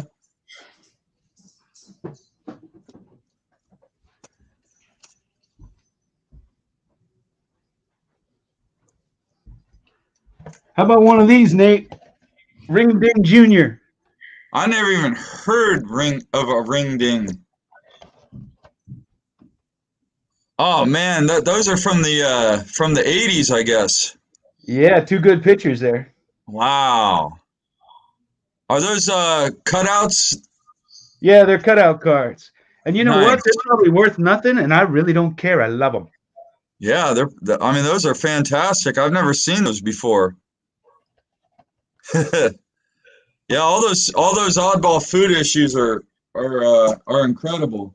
I love the food issues. Now, the ones from the 50s are really super expensive, but the more modern ones are not. Yeah, they're easier to I would find. say I don't understand the term oddball cards because I don't understand what makes an oddball card. Because over the years, so many different companies have made cards. That's just what they do, to sell tobacco, to sell candy, to whatever. So I've never understood the term oddball because they're all just cards to me. Yeah, I think it's just a generic term to say that it's not a nationally distributed product, maybe. I don't know. But, I mean, even like a lot of the food issues were clearly nationally distributed, but they're labeled as oddball. Here we go. I mean, a lot of them were regional too, but so what? Now, why is that oddball if they were just regional? I mean, the 1975 Topps Minis were regional too. Yeah, true. Yeah, weren't they, that's a post mini. Yeah, didn't like some collector buy them all up, and then that's why they were rare for a long time, and then when he passed away or something, they flooded the marketplace. Those 76.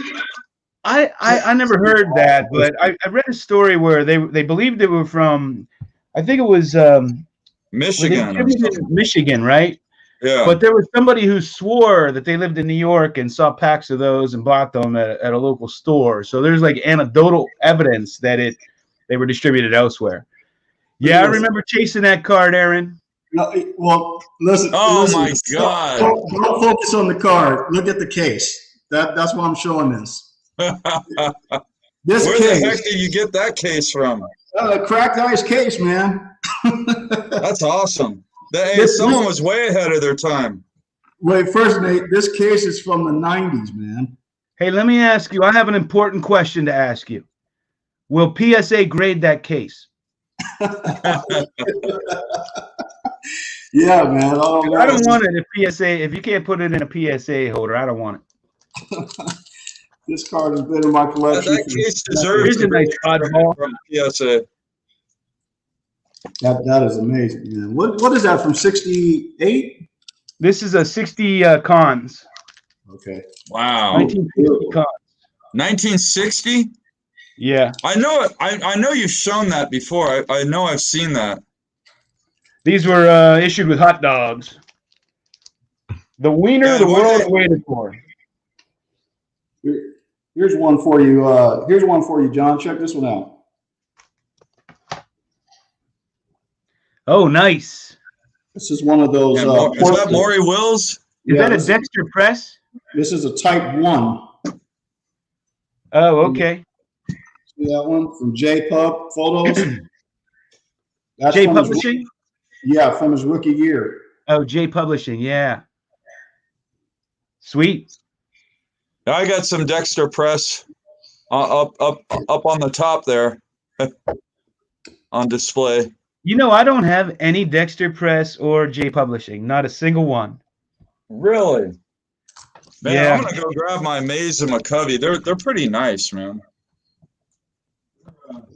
Those are pretty sweet, man.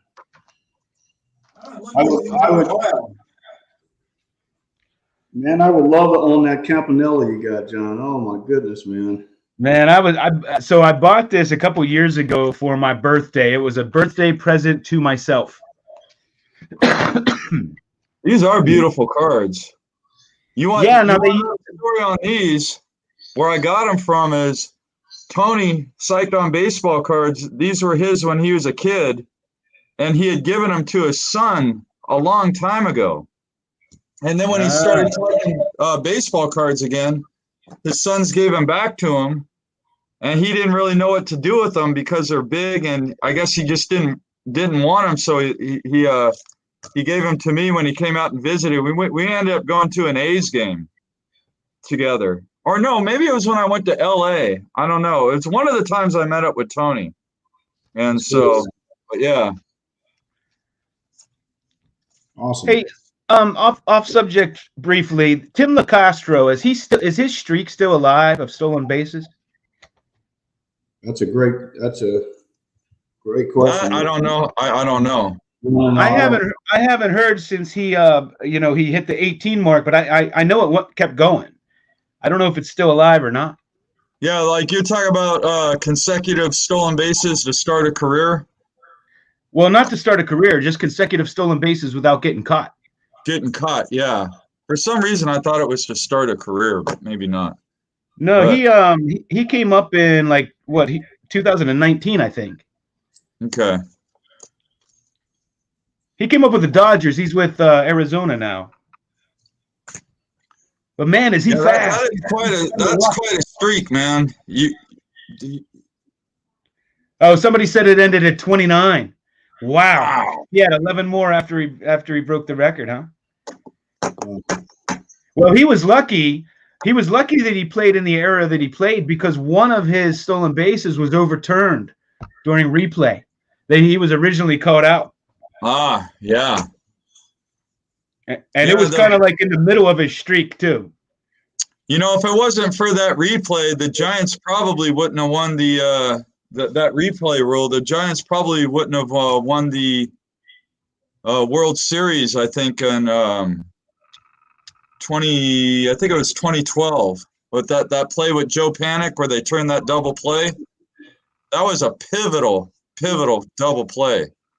Yeah, back in the day without replay, it was just part of the game, and there were probably a lot of games that would have gone the other direction, right? Oh, yeah.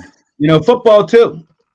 Oh, man. Remember when they had replay like in the 80s and then they took it away for, I don't know, 10 years and then they brought it back? It was so annoying. They were taking like 20 minutes to decide on the call. Like they've gotten real quick about it now. Yeah. But originally, remember how slow they were?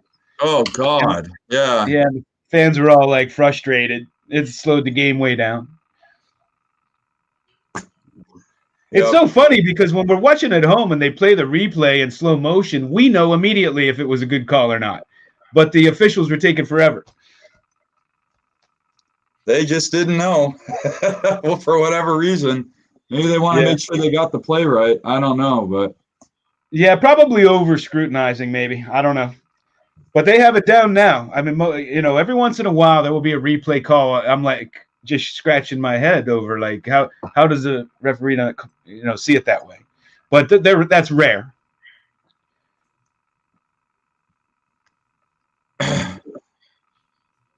So you guys think I'll tell you what they do need to replay is the hit in the head. The hit in the head. I see so many plays where live it looks like somebody's hitting the head. It's called. And then when you watch your replay, he actually hit him here. Yeah, and that's a game changer. That 15-yard penalty on 3rd and 21, automatic first down, that's a game changer. Same with pass interference. Jim Flacco made a whole career out of throwing deep and waiting for the pass interference call. He would throw deep like 5 or 7 times a game. Every once in a while, he'd complete one, and when he didn't, he got a pass interference call. He'd just keep doing it until he got a pass interference call. And even though they wouldn't move the ball, there they are. They have the ball at the 2-yard line, 1-yard line, whatever, and they'd get a score. I swear to God, he made his whole career out of that. I mean, if you don't have the skill to throw the ball, you got to find a way to win. So we got a serious question here. Did someone fart? I'll tell you what. I think he's stalking me. You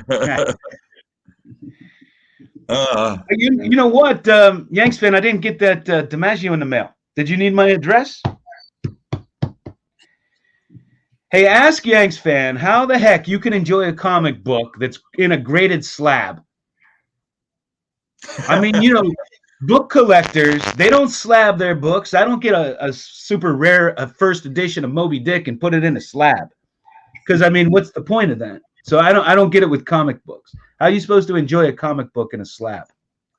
Yeah, the only thing I could think of is maybe you could like read it online or see images of the pages without and then you archive the book in a slab. But yeah, you definitely can't like hold it and read it and turn the pages.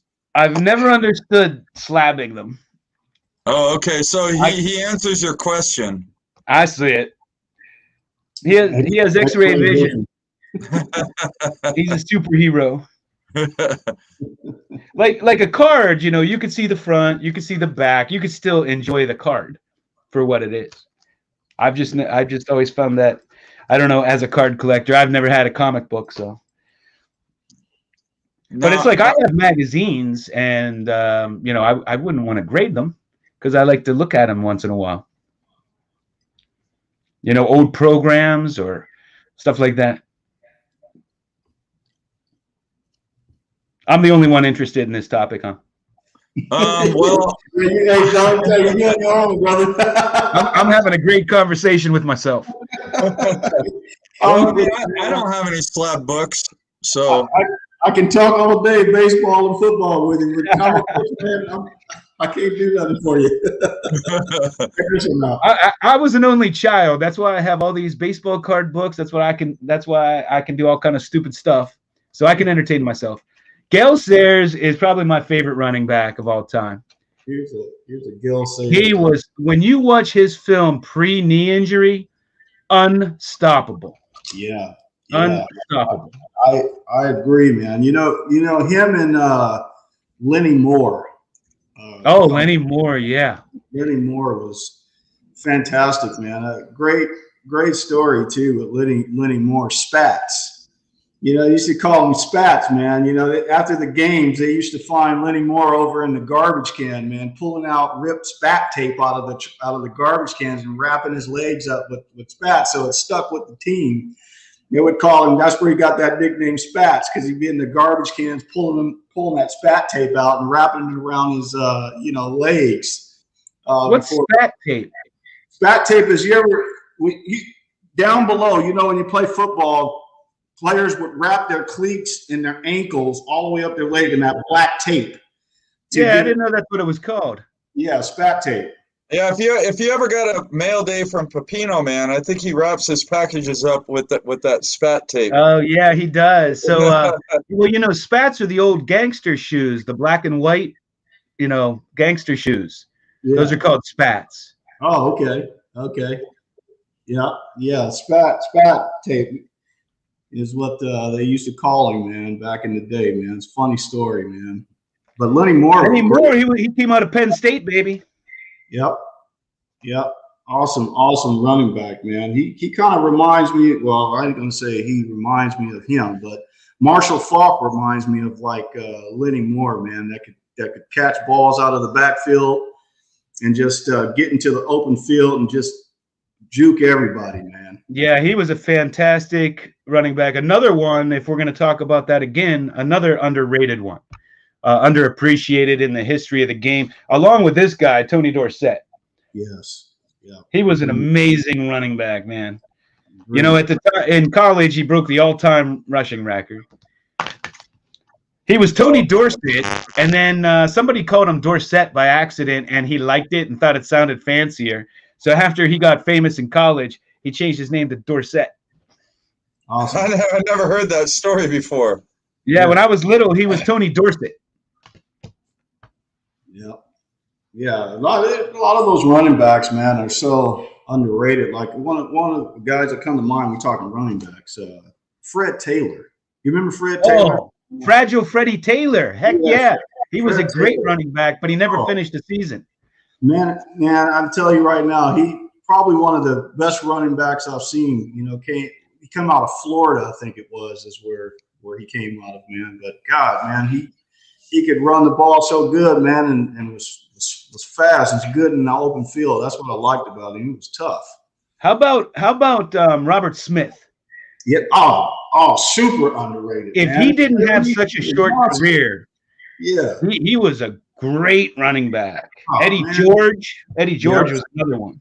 Yep. Yeah, you're right, man. Robert Smith, man, he used to tear it up in Minnesota, man. He was awesome to watch, man. I don't remember anybody ever stopping Robert Smith. He was a really good running back. He just had a very short career. Yeah, he did. I don't remember him. Yeah, he was good. Man, he was really good, man. Yeah, Rob Smith. There's a lot of guys like that. Like you remember Anthony Thomas? I think. Oh yeah.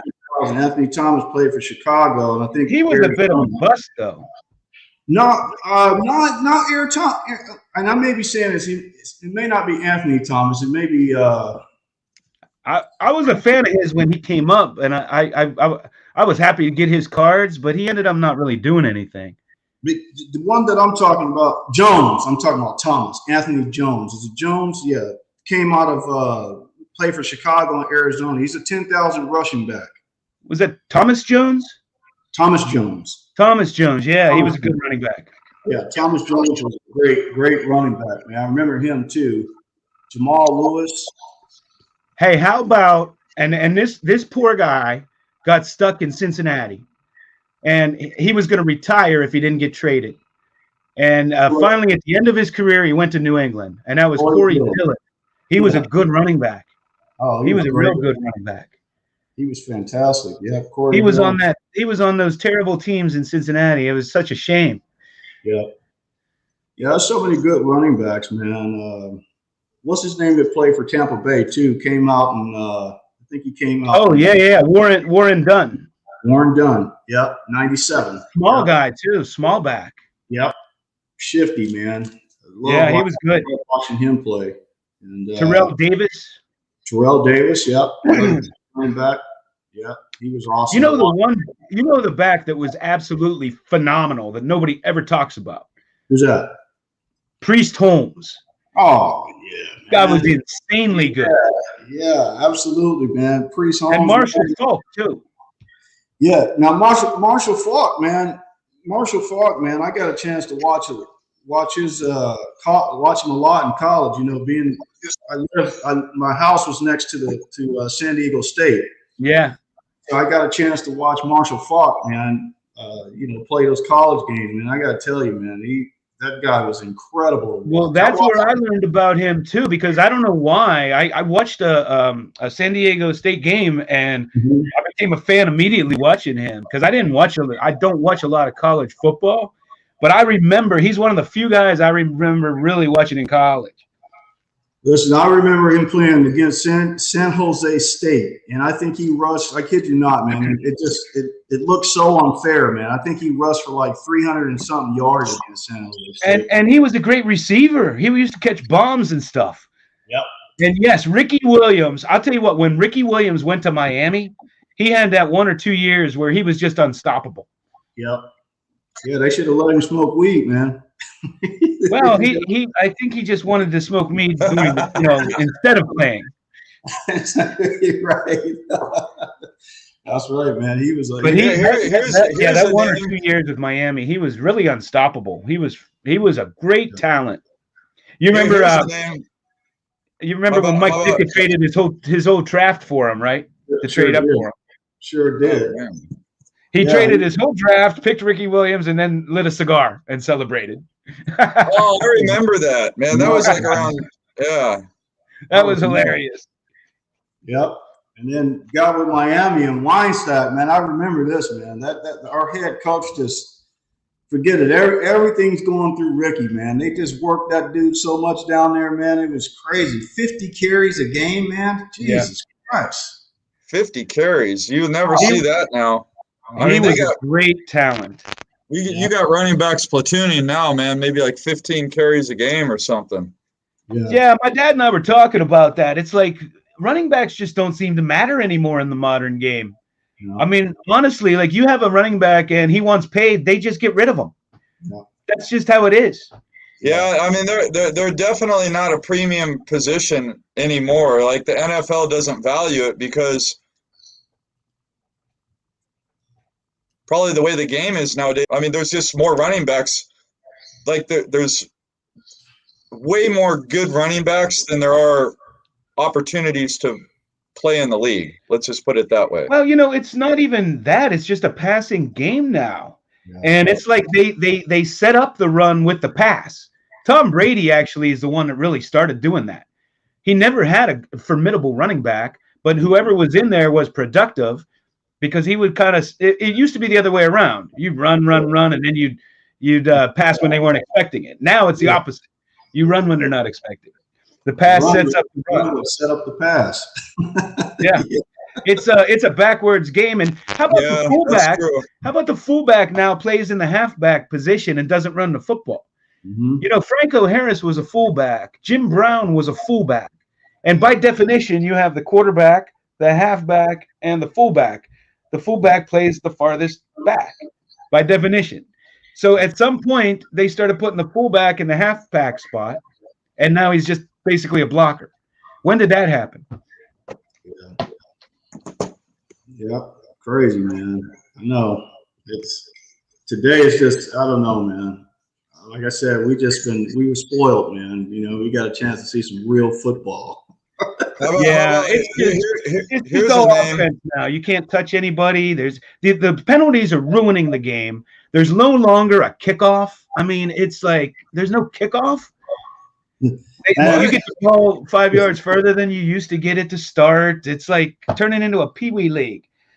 I mean, some of these calls on the quarterbacks that obviously, clearly, were not intentional hits. Were not like harming the quarterback, and they're called. A 15-yard penalty. It's just ruining the game. And some of these pass interference calls, it's like, let them play a little bit. Yeah. It's ridiculous. Yeah. Okay, so So you guys are gonna laugh. I didn't watch a single minute of NFL football this past season for a variety of reasons, but mostly because I work on Sundays and I lost interest in football. But are you telling me that when they start on offense, they're at the 25-yard line without a kickoff? Well, everything goes into the end zone now. Oh yeah, because they kick. Okay, yeah. They moved okay, the kickoff up, so I mean, I could kick it into the end zone. Okay, there's no more run backs. Run backs. I'm just kidding. I could not kick it into the end zone. But these kickers, you know, I mean that they're kicking it through the uprights from the kickoff. Yeah, I guess they moved it. Yeah, and so like if you do try to bring it out, you're probably going to get tackled at the 10-yard line or 50-yard line. So there's no point. You just might as well just kneel down. No, there's essentially no kickoff anymore. Yeah. Wow. So, but there is still the kickoff, probably for one reason and one reason only. Why? I bet. For the onside kick opportunity, maybe. Yeah. I think didn't they toy around with the idea of getting rid of the kickoff altogether? Yep. I mean, it's like so. There's another, like we talk all time records and whatever. Who is it? Brian Mitchell? Who holds the all time kickoff return record? Is it Brian Mitchell? That's a great question. Nobody even knows and probably doesn't care because it'll never be broken. Yeah. Nobody else is going to run a kickoff back. Yeah. You remember Dante Hall? How exciting Dante Hall was? Absolutely. I mean, we don't have that now. People will never get to see the excitement of a Dante Hall running kicks all back and forth across the field and then run for a touchdown. Billy White Shoes run the ball too. Devin Hester, that's right. Another great one. Yep. Oh man, yeah. Like I said, today's game is just, I don't know, man. I back then you could appreciate it, man. You had big offensive linemen that would run out. They would just run out and just mold everybody. Your running back would just, run through. You don't see that mess anymore either, man. I mean, yeah, so it's all home runs in baseball and all bomb passes in football now. Yep. People. I think Americans, our attention spans have gotten so short that they just need that excitement. Anybody that has grown up in baseball, that. Oh my God! Sorry, he was got my cat here. He was walking on a card. So they need that. The game of baseball is like pitcher versus batter, and then the nuances. And it used to have hit and runs, and there was some strategy. It's just like when they changed the hockey rules, right? After the 2003, I think it was, Olympics, they changed the rules. So now you're watching 9 to 7 hockey games because you have to have that excitement. Oh, yeah. I mean, a hockey game is not meant to be 9 to 7. It's just not. What's up, Eric?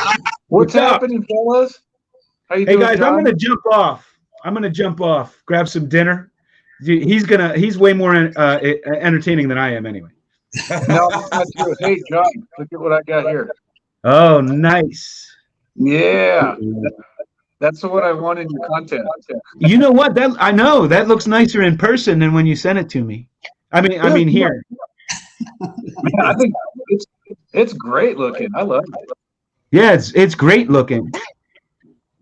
Yep, that's what I will say that being on YouTube has taught me a lot about vintage cards and, buying more what this looks like and not necessarily what this says here, Buy the card, not the grade, baby.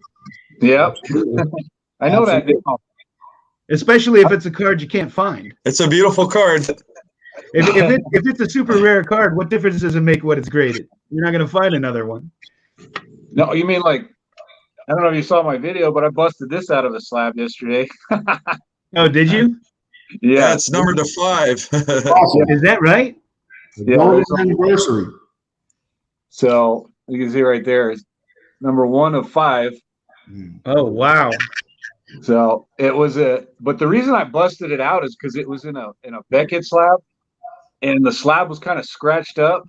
Yeah. And then they got those sleeves inside, so it really didn't. It took away a lot from the card. So those sleeves really do. They distract from the look of the card. If it's a real clean, you can't see the card clearly. I don't like that. I think maybe if it was vintage or if it wasn't like a chromium card, it probably wouldn't be as bad. But like a refractor, it really affects it. Yeah, for sure. I mean, these cards, like, you could see them, but you can see that baggy there, if I could get it. But on some of my cards, it really makes a difference. Like it dulls the card and it really doesn't look good. But I guess it has extra UV protection and stuff than the other holders do, from my understanding. I don't know. Oh, okay. I crack them out all the time. John, was that a Montana rookie? Yeah. Oh, okay. I guess if there was maybe two football cards, I would need. That'd be one, and I guess in a Jerry Rice rookie. Oh yeah, man! Did you see what that last Jerry Rice rookie just sold for? A 1986 football card. It's an 86. I have no idea. It's an 86. They made 2 gazillion of them. Okay, got you. But a 10 just sold for I don't know. Did you guys see it? It was something like 99,000. It was something ridiculous. Oh my God! I don't remember the exact amount. How many Jerry Rice PSA 10s rookies do you have? I don't have no 10s. Me neither.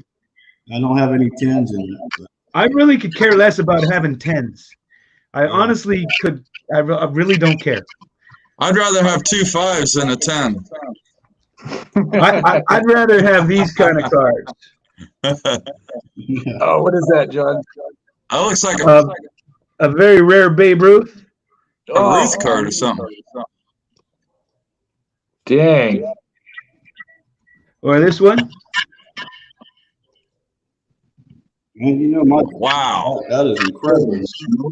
Or this one. Yeah, buddy. Oh man. Or this one. Oh, here we go. See, I can't hang in this broadcast. How about a Jackie Robinson? Yes. Wow. I do love it, Jackie. Julius Steele Jackson. Yep. Damn. I'd rather have those kind of cards any day. Honus Wagner. Yep. I love how SGC makes those. When I was a child. Oh, I love that card. Yeah, I'd like to get that one. Yeah, I don't get wrapped up in everything. Every card has to be perfect. It's just, I get it, but we get into the point where we're scrutinizing these brand new cards out of packs, That's awesome. and you're gonna and if some grader gives it a 10 instead of a 9, it could be a $50,000 difference in what it sells for. It's like I just don't get it as a collector. I don't get it. And the thing is, the grade is subjective. It's not a fact. That's right. That's what blows my mind is you're paying for a subjective opinion. Well, a few years ago, I saw an ad. PSA was hiring card graders, and they put an ad out there. They're paying $13 an hour for card graders. They're hiring them off the street. Like, these are the guys that you're allowing to dictate your collection to you. Wow. I don't know. They claim like they have these main card graders that look at every card. Come on, they have 1 million cards sitting there. That would be impossible. $13 an hour. Raw. That's what they were paying. Raw. Let's just go raw. That card. Let's go raw. Hey, Aaron, that is one of the most undervalued cards in the hobby. Yes. Hands down. I agree, man. I love that card. I had one as a kid, and I don't know whatever happened to it, so I had to pick one up a few years back because I must have traded it on this one. Just raw, man. Just go raw. I'm one of those people that rescue the. Like you got to get that slab. Why? I don't need it. I don't need a slab, man. What are you talking about? John, all my crap is raw, man. Raw. I saw the same vintage cards every time they come on. Yes. John, I got a question for you. Yeah. I know that Aaron doesn't have one, and it's one of my most wanted cards. Do you have the 51 Bowman Maze? No, I You don't. don't have one. Wow. Am I the Okay. only one on to this be honest show with right you, now? I wasn't a big fan of that card. I Okay. didn't particularly like it. When I was little and younger too, I would buy, none of us have unlimited funds to buy cards, right? So I always picked and chose the cards I thought looked the best. You know, Mhm. the ones I think looked the best. So 51 Maze just wasn't a card that ever appealed to me, so I never got one. I'd Okay. rather have the Monty Irvin, to be honest with you. That's a beautiful card. Yeah. Oh, I think We're Aaron going has raw. one. We're going raw, man. Raw. Oh man, Aaron. Raw, baby. Raw. Keeping it raw, baby. Oh, there you go, Nate. Raw. There's a Monty Irvin rookie card right there for you. Raw. Raw. Oh man. Here's the other one. Raw. I rescued this one out of the box of Not the raw. LCS. Oh, 52. damn. Oh, wow. Wow. Here's a nice raw one. Wow. 1955 Stan Musial Rawlings. Wait, Yes. let's check this thing out. I want to see that, but I want to see that 52 Maze again. Yeah, let's see that. Holy smokes. This is a perfect example of buy the card and not the grade, because, man, this thing's beautiful. I can't even see what the grade is. What is it? It's a 2. Okay. I can't find a single wrinkle or nothing. That's awesome, John. And that thing is beautiful, man. I love that video you did about the mantle, the 52 mantle being, why Same is with it this one. so much more? Oh, we got more Hank Aaron rookies here. It's so clean for the grade. Yeah. There you go. There we go. What do we got? Yes. Oh, my favorite Larry Doby card right there. Yeah. Where is it? I just got it. I just got a Larry Doby exhibit. Oh, beautiful. Yeah, that is awesome, man. There we go. John, I know you know what this is. Topps cloth, baby. Yeah. Whoa. Oh, Now, there did you go. Nice did you ever see piece. the 76 Topps cloth test? I've seen one or two of them before. I know they're out there. There's only 2 cards that were made. Underrated rookie card. Yeah, you're right about that. Him and Dave Parker. Yep.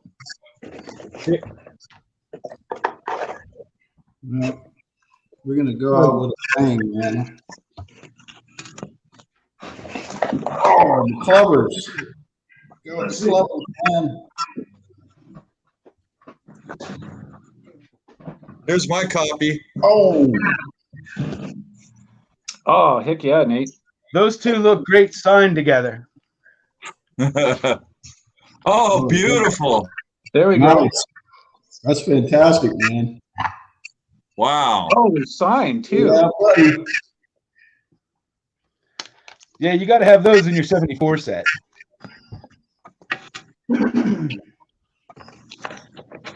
We're just going raw, man. We're going raw. I know. Raw vintage. I show these. 59 banks. Oh yeah, that's a good one. How about the Here we go. Oh yeah. about the 55, Is that the 55 banks? 55 banks? There we go. We're doing it raw. We're doing it raw. Bowman. Is that his first Bowman, right? Yeah, first Nice. Bowman. Look, I can join in, guys. Hey, I need the 55 bank, the 55 Bowman. This was my banks from when I was a kid, and it got an 8. Oh, that's Wow. awesome. Nice. You took care of your cards, huh, John? I really did. That is awesome, man. It It was always one of my favorite Banks cards. What year is this, guys? What is this? A 58. 58. That's 58. 58. Yep. You guys would know. You ever see these? Oh, I know you know about these. Oh yeah. 61 top stamps. Or 62. What are those? 61, 62? I'm pretty sure it's 61. Yeah, 61. That's right. Because the Juan Marichal stamp is basically a rookie card. Yep, I got one of those. I have the Juan Marichal. Any of you guys? Oh, that's such a great card there. That's 62. Yeah, there you I go. know you got this one. That's one Yeah, of my that Juan favorites. Marichal stamp is nice. That Mickey Mantle Willie Mays card, that's just a classic from that set. I agree. Such a nice Definitely. card. Anybody Here's collect another basketball? underrated rookie card. Oh, there you go. I like that. Eckersley, yeah. Pokemon. He was cool, wasn't he, Nate? No basketball fan? That's awesome, man. There's a Juan Marichal. Oh, that 63 Banks is so nice. Oh yeah, 69 Marichal. I got the cloth sticker. You guys are messing up my room. Oh, there you go. I have all three too. Mark Fidrich. Amazing, amazing rookie season, man. Here's one from my dad's childhood collection. Oh man, that's so sick. Oh yeah, nice. Oh, Aaron's got the same Ernie Banks.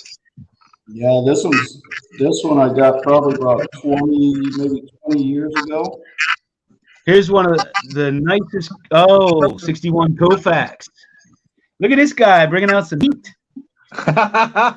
You didn't know, huh, John? I didn't know. Wait. That might have been the first Banks I got to 69, and that was the first Jackie Robinson I ever got. I was probably in the 6th grade when I bought one of those. Oh, yours is. Love that card. Yeah. Mini Minoso rookie. Yeah, Mini Minuso. Probably one of my favorite. I like this Mini Minuso. What distinction does Mini Minoso hold? Let's see the baseball knowledge. Uh-oh. What was it? What distinction does he hold in the hobby? In baseball. I feel like I know this, but I can't think of it off the top of my head. Share it with us, John. Come on, guys. It's all about ball bearings these days. He's the oldest player ever to hit safely in a game. Oh, Really? How old was he? I think he was 51 or something. No. He was coach, and they brought him in to play in a game, and he got a hit. Oh man, Nate, that is. Oh, jeez, man. Dude, I didn't know you had the 55 Bowman. Come on, guys. This is a card. Rennie Stennett, baby. Whoa. I'm looking at Nate's 55 Bowman Mays. I want that card, man. Are you kidding me? The Rennie Stennett 75 mini's better. Okay, what record does Rennie Stennett hold? What distinction does he hold? Oh, John, you're gonna have to I'm share that. With, I thought you guys were baseball fans. I don't know that one. Oh, Most hits in a game. what is it? 6? 7. I think it's 7. I think it's 7. Yeah, it's got to be 7 because guys have gotten 6 hits before. Yeah, I saw someone recently get 6 hits. Actually, I think it's most hits in a 9-inning game, to specify. That makes sense. Here we go. There we go. Here we go. Oh, Henry S. Doc Ellis holds the record for only pitcher to throw a no-hitter on tripping acid. Yep. How about that? And I think he also holds the distinction of being the only pitcher who beat the first 5 batters of the Big Red Machine. There you go. All right, John. In 1961, the year that Maris broke Ruth's record, Yes. How many times has he intentionally walked? None. None. Ah, you knew that. Because Mickey Mantle batted behind him. Well, there you go, right there. Yeah. Can you imagine 1941, Ted Williams batted .402. Who won the MVP that year? Joe DiMaggio. DiMaggio. Doesn't that suck that you batted .402 and you don't get the MVP? Right? 50 games. 50 Well, games. the media liked DiMaggio more than they liked Williams, I think. Nate, who is that? It is, oh man, I know who it is. I just drawing a blank. I can't read it. It looks familiar. I know that card. I'm not placing it. Yeah, Collins. Eddie Collins? Mm-hmm. Yeah, that's who I thought. Okay. It's a strip card. I know. I love strip cards. The reason I was asking you about the 51 Bowman earlier, John, is that was one of my most wanted cards. I had planned on getting that card eventually, and about a month ago, I looked at them and I might have missed my chance. I'll tell you, it's totally out of reach now. Yeah, because I know what Nate paid for his about 2 years ago, and I would gladly pay that, but they're about 3 times what he paid for his. Yeah, I mean, some of these cards have just gone up so much. I mean, that Willie Mays, that 52 Mays, you could buy that card for under $2,000. Now it's selling for like $10,000. Yeah, that's one card, man. I regret not buying back then, man. Yeah. Some of these prices are just insane. And it's funny because I mean that card still, relative to like a Mantle card, it still has a lot of growth potential. Well, think about this. I don't know if you guys saw my video, but just think about this. Let this sink in for a minute. A Fernando Tatis Jr. rookie card just sold for more than my entire collection. Yeah. Well, how much was my entire collection? How much was that? It was like it was like $225,000 or something. Your collection is worth more than $225,000. No, I mean nobody wants it because it's not a Nate and I were having this discussion because it's not Fernando Tatis. He played a year now. He played a year, and he signed a card, which is very rare. It's very rare to have an autographed rookie card these days. And it's very rare to pull. It's super rare to pull a card out of a pack and get a PSA 10. Oh my God, that is so hard to do these days. I'm sure it's worth every penny. Give me the chicken man. I'd rather have the chicken point man. The point I'm trying to make is I know your collection is worth more than $225,000. I don't know. I don't think so. Hey, I think it is. You probably already showed $225,000. Oh man, Nate, that's killer right there. Look at how beat up this card is. These are rescues, man. Rescues, I love it. This one looks like it was scraped up on the sidewalk. Now that's a big old premium. Yeah, this is actually really rare. Look up the pop on this thing. It's a W564, I think. 554. 1930. I had a Babe Ruth years ago in like mint condition, and I didn't know what it was. Man, I'd like to have it back. Oh, this is got rid of it, huh? Clemente IDL drugstore. Oh man, that's super cool. I don't think I have a Clemente. I need one. And how about this? A Ty Cobb silk. Yeah. Now that is awesome, man. My kind of case too. I love it. Well, the silks are nice. They're nice in here. Yeah. Dang. Because they're easy to fray and everything. This keeps them real nice. I put them in a sleeve and then put them in here. Yeah, that's a beautiful looking piece right there, John. That's beautiful. Yeah, back in the Nate, day, we used these a lot, right, Aaron? Yeah, absolutely. Nate, is that a Fleer? Is that a Fleer Ted Williams? Nate, was that a Fleer Ted Yeah, Williams? from 1960. Gotcha. From, Look yeah, at, there's my Ted Williams. There you go. See, All Ted Williams are good. got Hey, Nate, There's a there he is, coaching the Senators. he was the manager. Does it? you know who this guy is? Hey, we were talking about underrated rookie cards. This is one people talk about all the time. Oh yeah, for sure. Oh yeah, it is. He was a great player. John, I recognize the stance. I can. This is an old press photo of Hack Wilson, Oh, okay. and it's the same pose from his 1933 Gaudy card. Ah, Now, who knows what record he holds? You got to know this one. Oh yeah, the single season RBI record. Right. Vink Scott, no. When I talk rare, I never talk just, well, I don't know what you mean.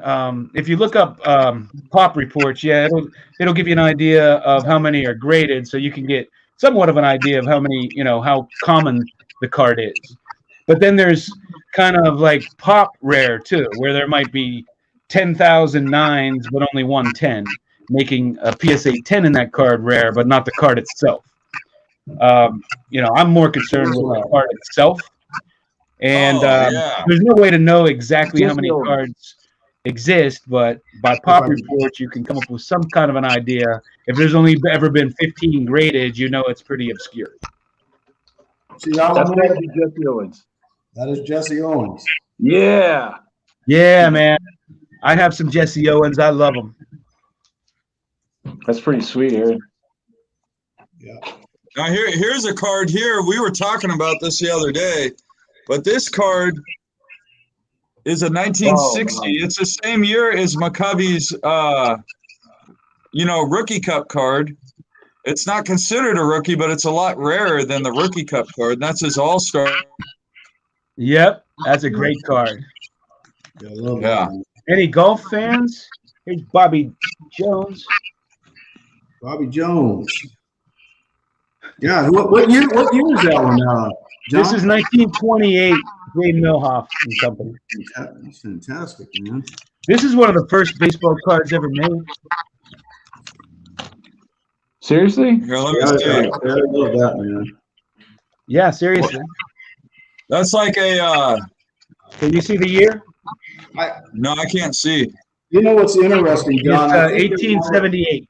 There might be, if I recall right, there was a stamp, an actual stamp, I think, that might have had that picture on it. Oh, really? Yeah, it was. It's so funny to see these guys looking like that. baseball. That's pretty cool, man. That is awesome. Yeah, sometimes it's nice to. Oh, I love that John Roseborough, man. That is one of the nicest looking cards ever made. Well, what a catcher, man, he was. He was great. He was great in the 60s, Eric. I mean, fantastic in the 60s, man. I've read about him, and I know you guys know what he was involved with in that brawl with the Giants and Dodgers. Juan Marichal beat him over the head with his bat. Yeah, exactly. Yeah, Marichal didn't mess around when he fought. Oh, I know, right? There we go. Killebrew. Yeah. In action. To go along with my. There you go. Man, I love me the 72s. I had a babysitter give me a bunch of 72s, so that's why it's still one of my favorite sets. Really? Now, here's what I think is the prettiest card ever made, of at least of a Hall of Famer. You ready? Oh, yeah. That card is beautiful, man.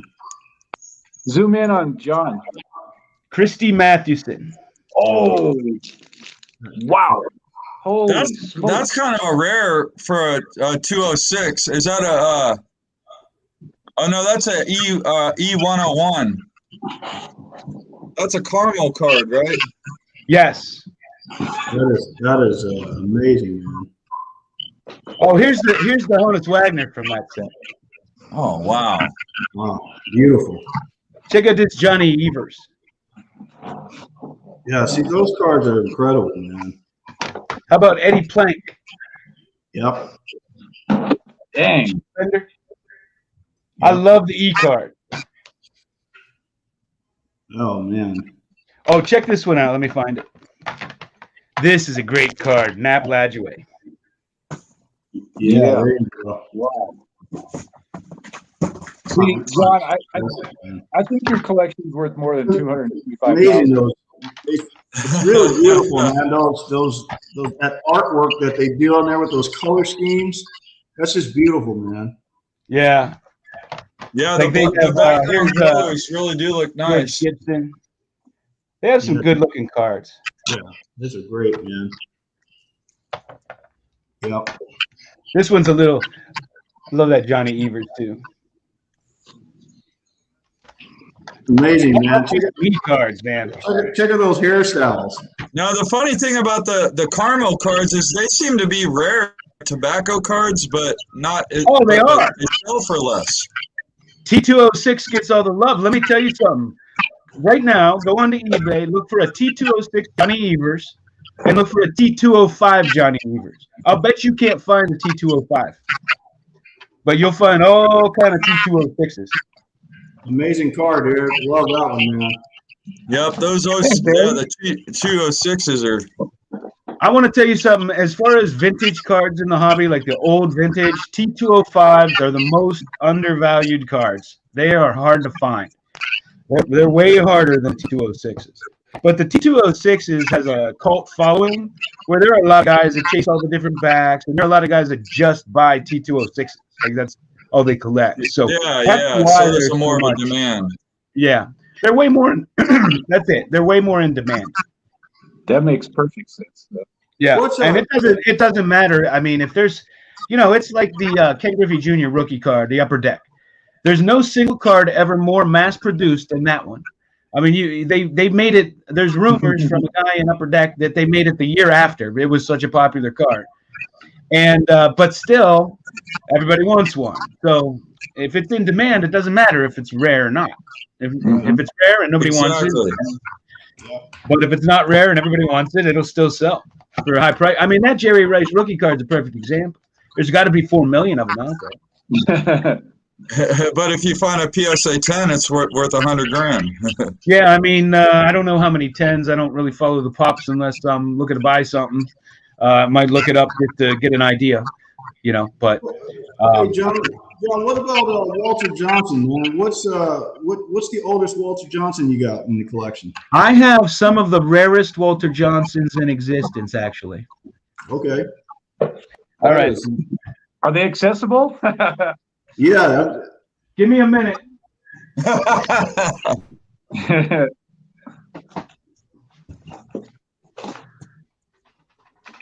Here, I'll sneak in some shine while we're waiting. Oh, man, look at that beauty right Oh, man, that card is amazing. Beautiful. Damn, Eric. Dude, I'm so excited about this card, man. I can't, wow. Wow, this card is, Let's see the back. Back's cool. The back's cool. Hasn't got shine, but it's still cool looking. Yeah, just kind of your typical computer graphics back from the 90s. But yeah, that right there, it's so unique looking because it doesn't look like anything else. That's what it's just this. I mean, this might be my favorite Upper Deck card I have acquired. That is incredible. Damn, dude. Is that a population 100 print run? No stated print run, but the pack odds were 1 in 1,500 packs. There you go, Nate. I just got the Emerald today. Just came today? Yeah, the emerald. Ah, okay. Oh yeah, yeah. You were just talking. You just asked me something about that card the other day.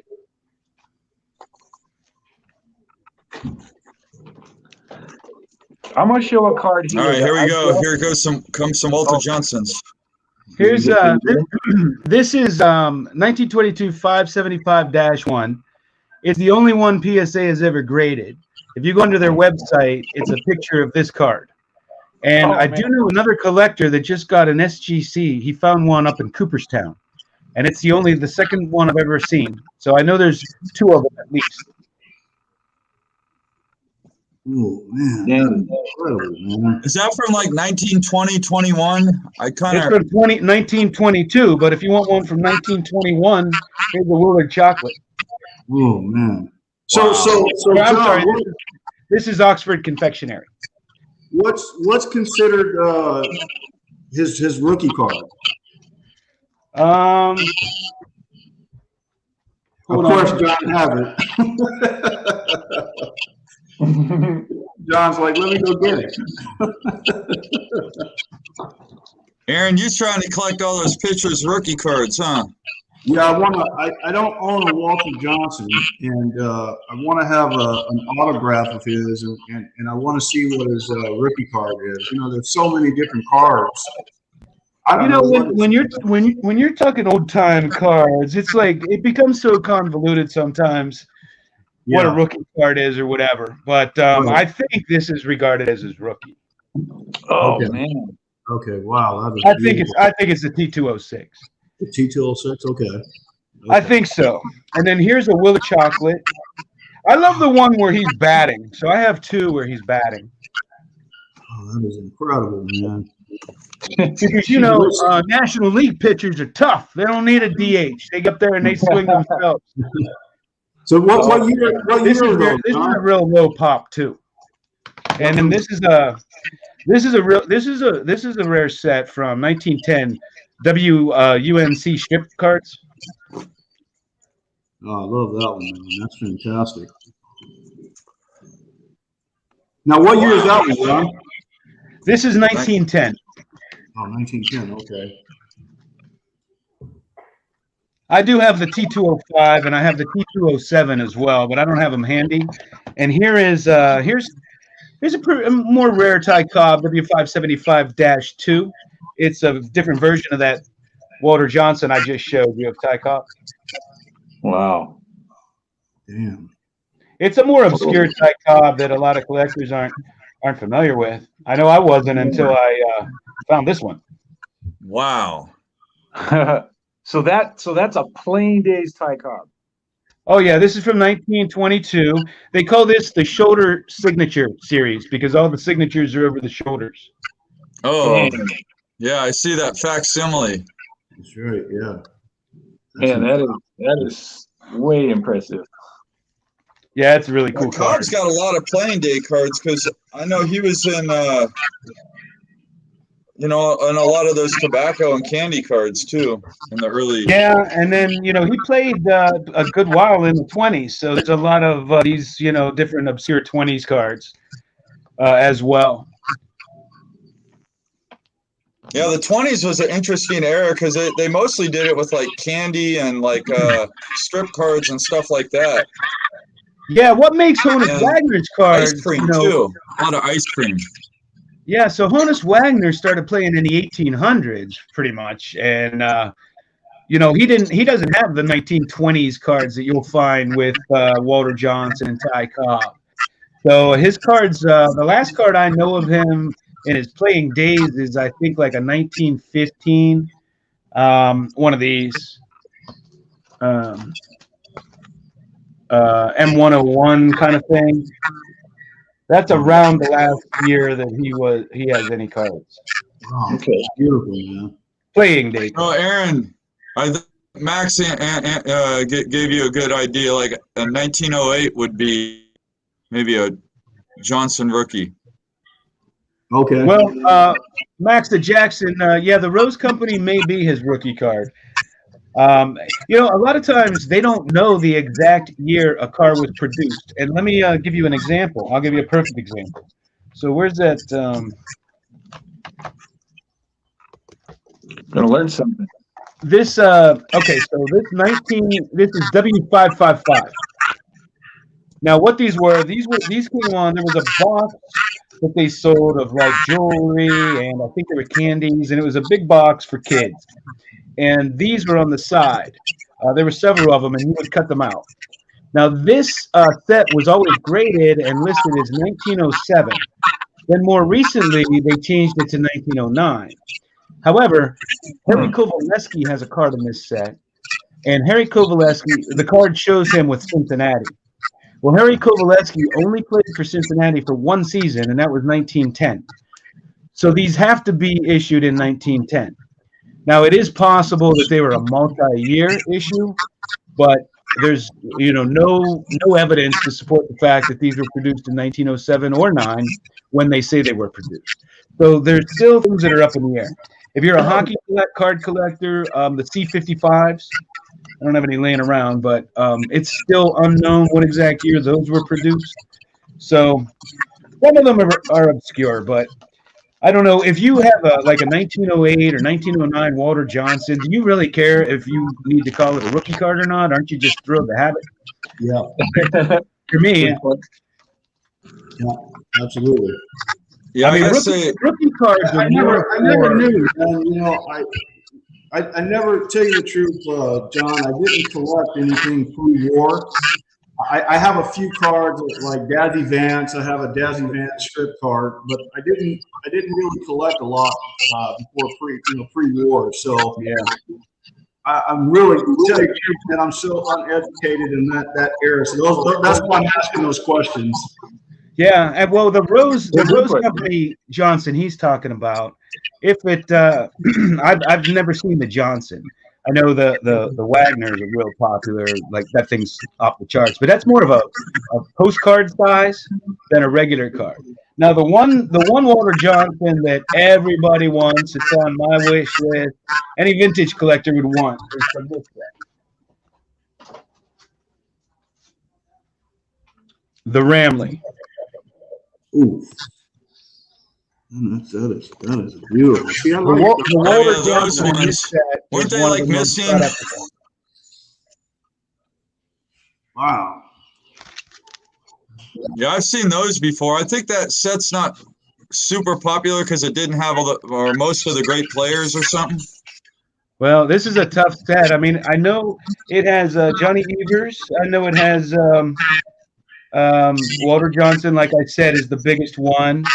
There's a three-finger Brown, I believe. I think there's a McGinnity. There's some big names. I don't know the checklist off the top of my head, but these are pretty tough. I got like 3 of them only. Here's Wild Bill Donovan. I love And that name, Wild Bill. Bruce Tiger was the catcher on those early good Cubs teams. Those are beautiful, man. I don't know why they're not popular. Those cards are beautiful, man. Yeah, these are a little pricey now. Yeah, you've seen that design in some of the contemporaries, maybe, so probably brings attention to them. This is a nice set too. Good. Click, highlight that. Yeah. Thanks, Nate. Oh, yeah. Yeah, that's beautiful. Sporting Life. It was an old magazine. Nice Now, portrait card. what year is that one from, John? This is from 1910 and 11. Oh, man. Yeah, those are great, man. So were they cutouts from a magazine? No. They were a premium from the magazine. They weren't cutouts. Oh, okay. They're just like T206s. They're regular cards. Gotcha. You know, it's all about how they distributed them. That's the fun about collecting. Can you imagine if you could like get in a time machine and go back to that era and like stand outside the shop like the kids did and beg people who smoked to have their card out of the pack and to buy like a box of jewelry and stuff and cut out Honus Wagner and Ty Cobb off the side of a box. I mean, you know, the baseball cards, it was such a popular sport and they were just issued with everything. You know, think about it. That oldest card I showed you was distributed in London with biscuits from Paris. Like, you know, it's like Oh man, these that's things are nice. distributed all over the place. If you went to a penny arcade, they might give you cards, or they had the machines with these exhibit cards, like the Larry Doby I showed. You know, these were distributed in a vending machine. Yeah, I know about Some of Yeah, the they vending made it machines are over still like around. 15-year those are- period or 20-year period or whatever. Yeah, Yeah. And how about the Colgan's chips? yeah, Hold on. yeah. Those are the little round ones, right? The little round ones. That actually gives you Yeah, the Colgan leads me to chips. ask a Yeah, question about this. I think that weren't they like gum or something, like the lid of a gum. Like they were in the lid of the gum, I think. That's why they're round. Yes. Yeah, Yes. Colgan's chip, the only round gum. That was their Yeah. slogan. Yeah. right. And then in there was a round baseball card. Yep. Oh, that's awesome. Yeah, that's the same image as Mm-hmm. Yep. that looks really nice in that holder like that. That's wonderful, man.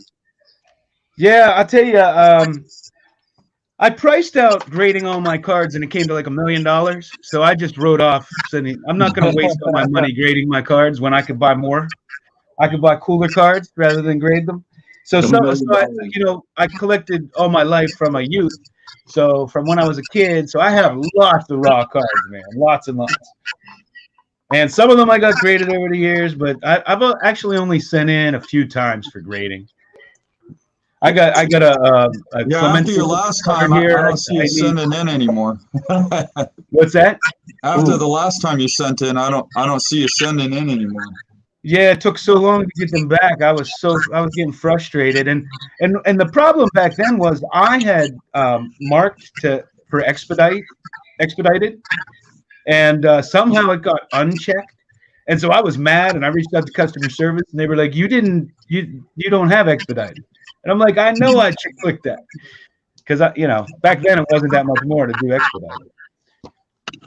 Now it's just an arm and a leg to grade cards. Well, it's like $70 or something to grade a card. Eric, what is that? 1952 Burke Ross. Burke Ross. I love that set. Yeah. John knew exactly what it was. That Burke Ross set. I love that one, man. That's a sick card, dude. I have quite a few cards from that set, Eric. I got what exactly was Burke Ross? I'm going to be honest. I really don't know much about them. It was a company in New York or something, but it wasn't a baseball card manufacturer, right? What was Burke I think Ross? it was like, yeah, I don't know I don't know what they were distributed with.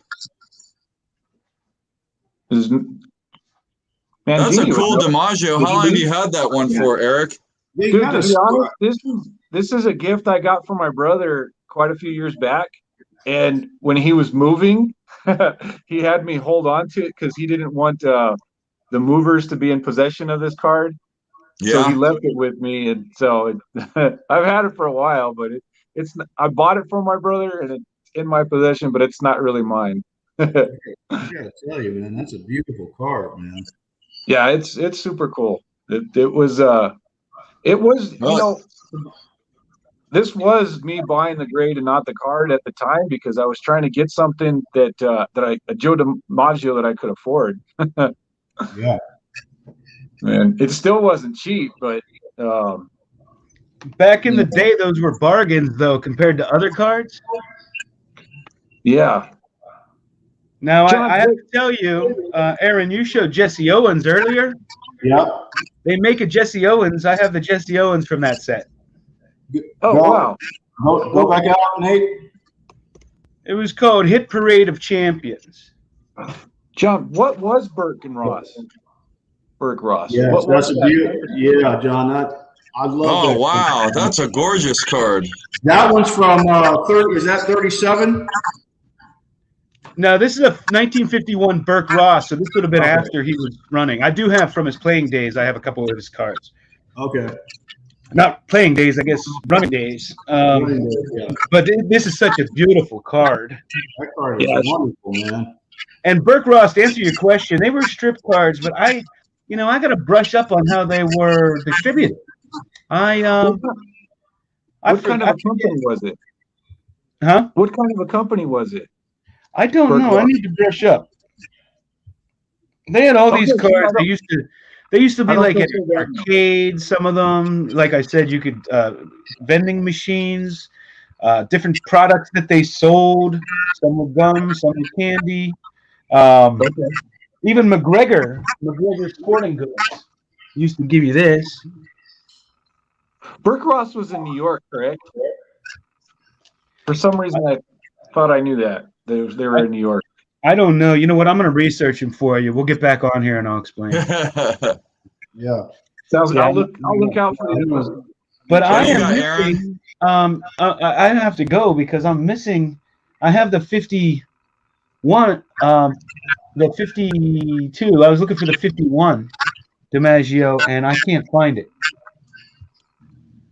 And now I'm a little freaked out because I don't know where it went. That's the worst feeling when you can't find one of your cards. I spent like hours looking for a card one day, and it turned out it was in my case. I had changed my case and put it in there and had no recollection of doing it. And it ruined my whole night. That's a nice looking one right there, Eric. Yep. There's no such thing as a bad looking 56 Willie Mays. Very true. Bowman 53 picked this one out. He I think he's got an eye for those types of cards, man. It really is a really good looking one. I was very happy. Beautiful card. Beautiful. Yeah. Ah, man, you got a lot of vintage you're showing off here today, Eric. You know what I've realized is that I never get in the graded box, so that's why I don't think you guys have really seen these ones before. Reggie, beautiful, man. That's a beautiful. That's a well-centered Jackson. I mean, his cards are hard to find centered. You know, one thing I kind of thought that I was slightly disappointed with, and maybe, I don't know, it actually doesn't look that bad on camera, but I always felt that this card kind of looked a little faded. But all his rookies are like that. I remember you telling me something about that, and so it made me feel a little better about my copy. But what do you know what the reasoning is behind that? It's just probably just like the image is just really bright that they put on his rookie card. Okay. Yeah, but I've never seen a Reggie Jackson Topps rookie that was like vibrant. They all look kind of, washed out a little bit. Yeah, right. That's pretty true. I couldn't even remember what the grade was. I'm so happy. You found your DiMaggio, John? Yeah, the 50. You know that you could tell the 50 by the 51. I'm sorry, the 51s from the 52s because the 50s are shorter. Okay. When I show this, you'll see how it's the same image, but they kind of cut it off. Yeah. Hey guys, just so you know, I gotta hop off. I can leave it going, but my wife's home. Man, I can't believe we've been on for like 3 hours already. Yeah, I'm gonna have to hop off too. Fun. I tried to hop off 2 hours ago. Yeah, I know. Hey, Aaron, I want to show you a couple Campanellas, though. Okay. I'll leave you guys with this. Tony La Russa. There you go. I don't have that card. So here's my the favorite manager of all time. See how it's shorter? Oh, yeah. Yeah. I do see that. Okay. That's a 51. So that's how you could tell them apart.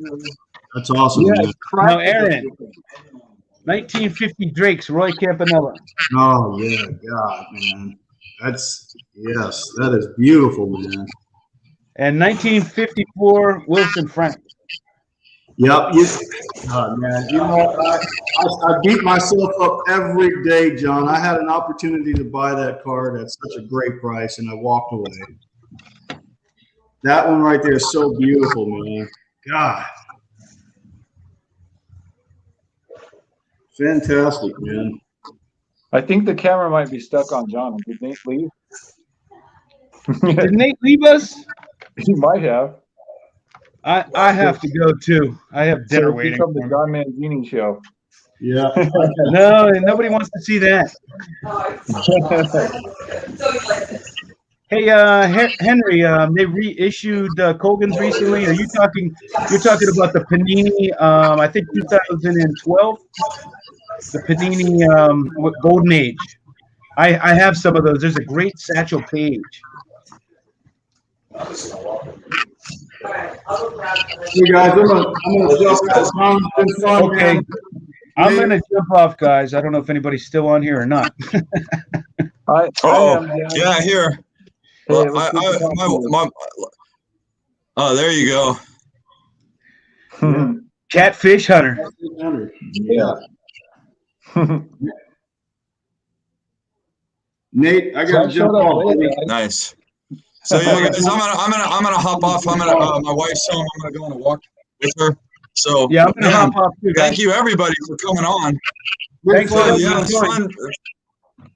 Yeah, we'll do it again soon. All right. All right. Good seeing all you guys. Take care. Bye. Peace.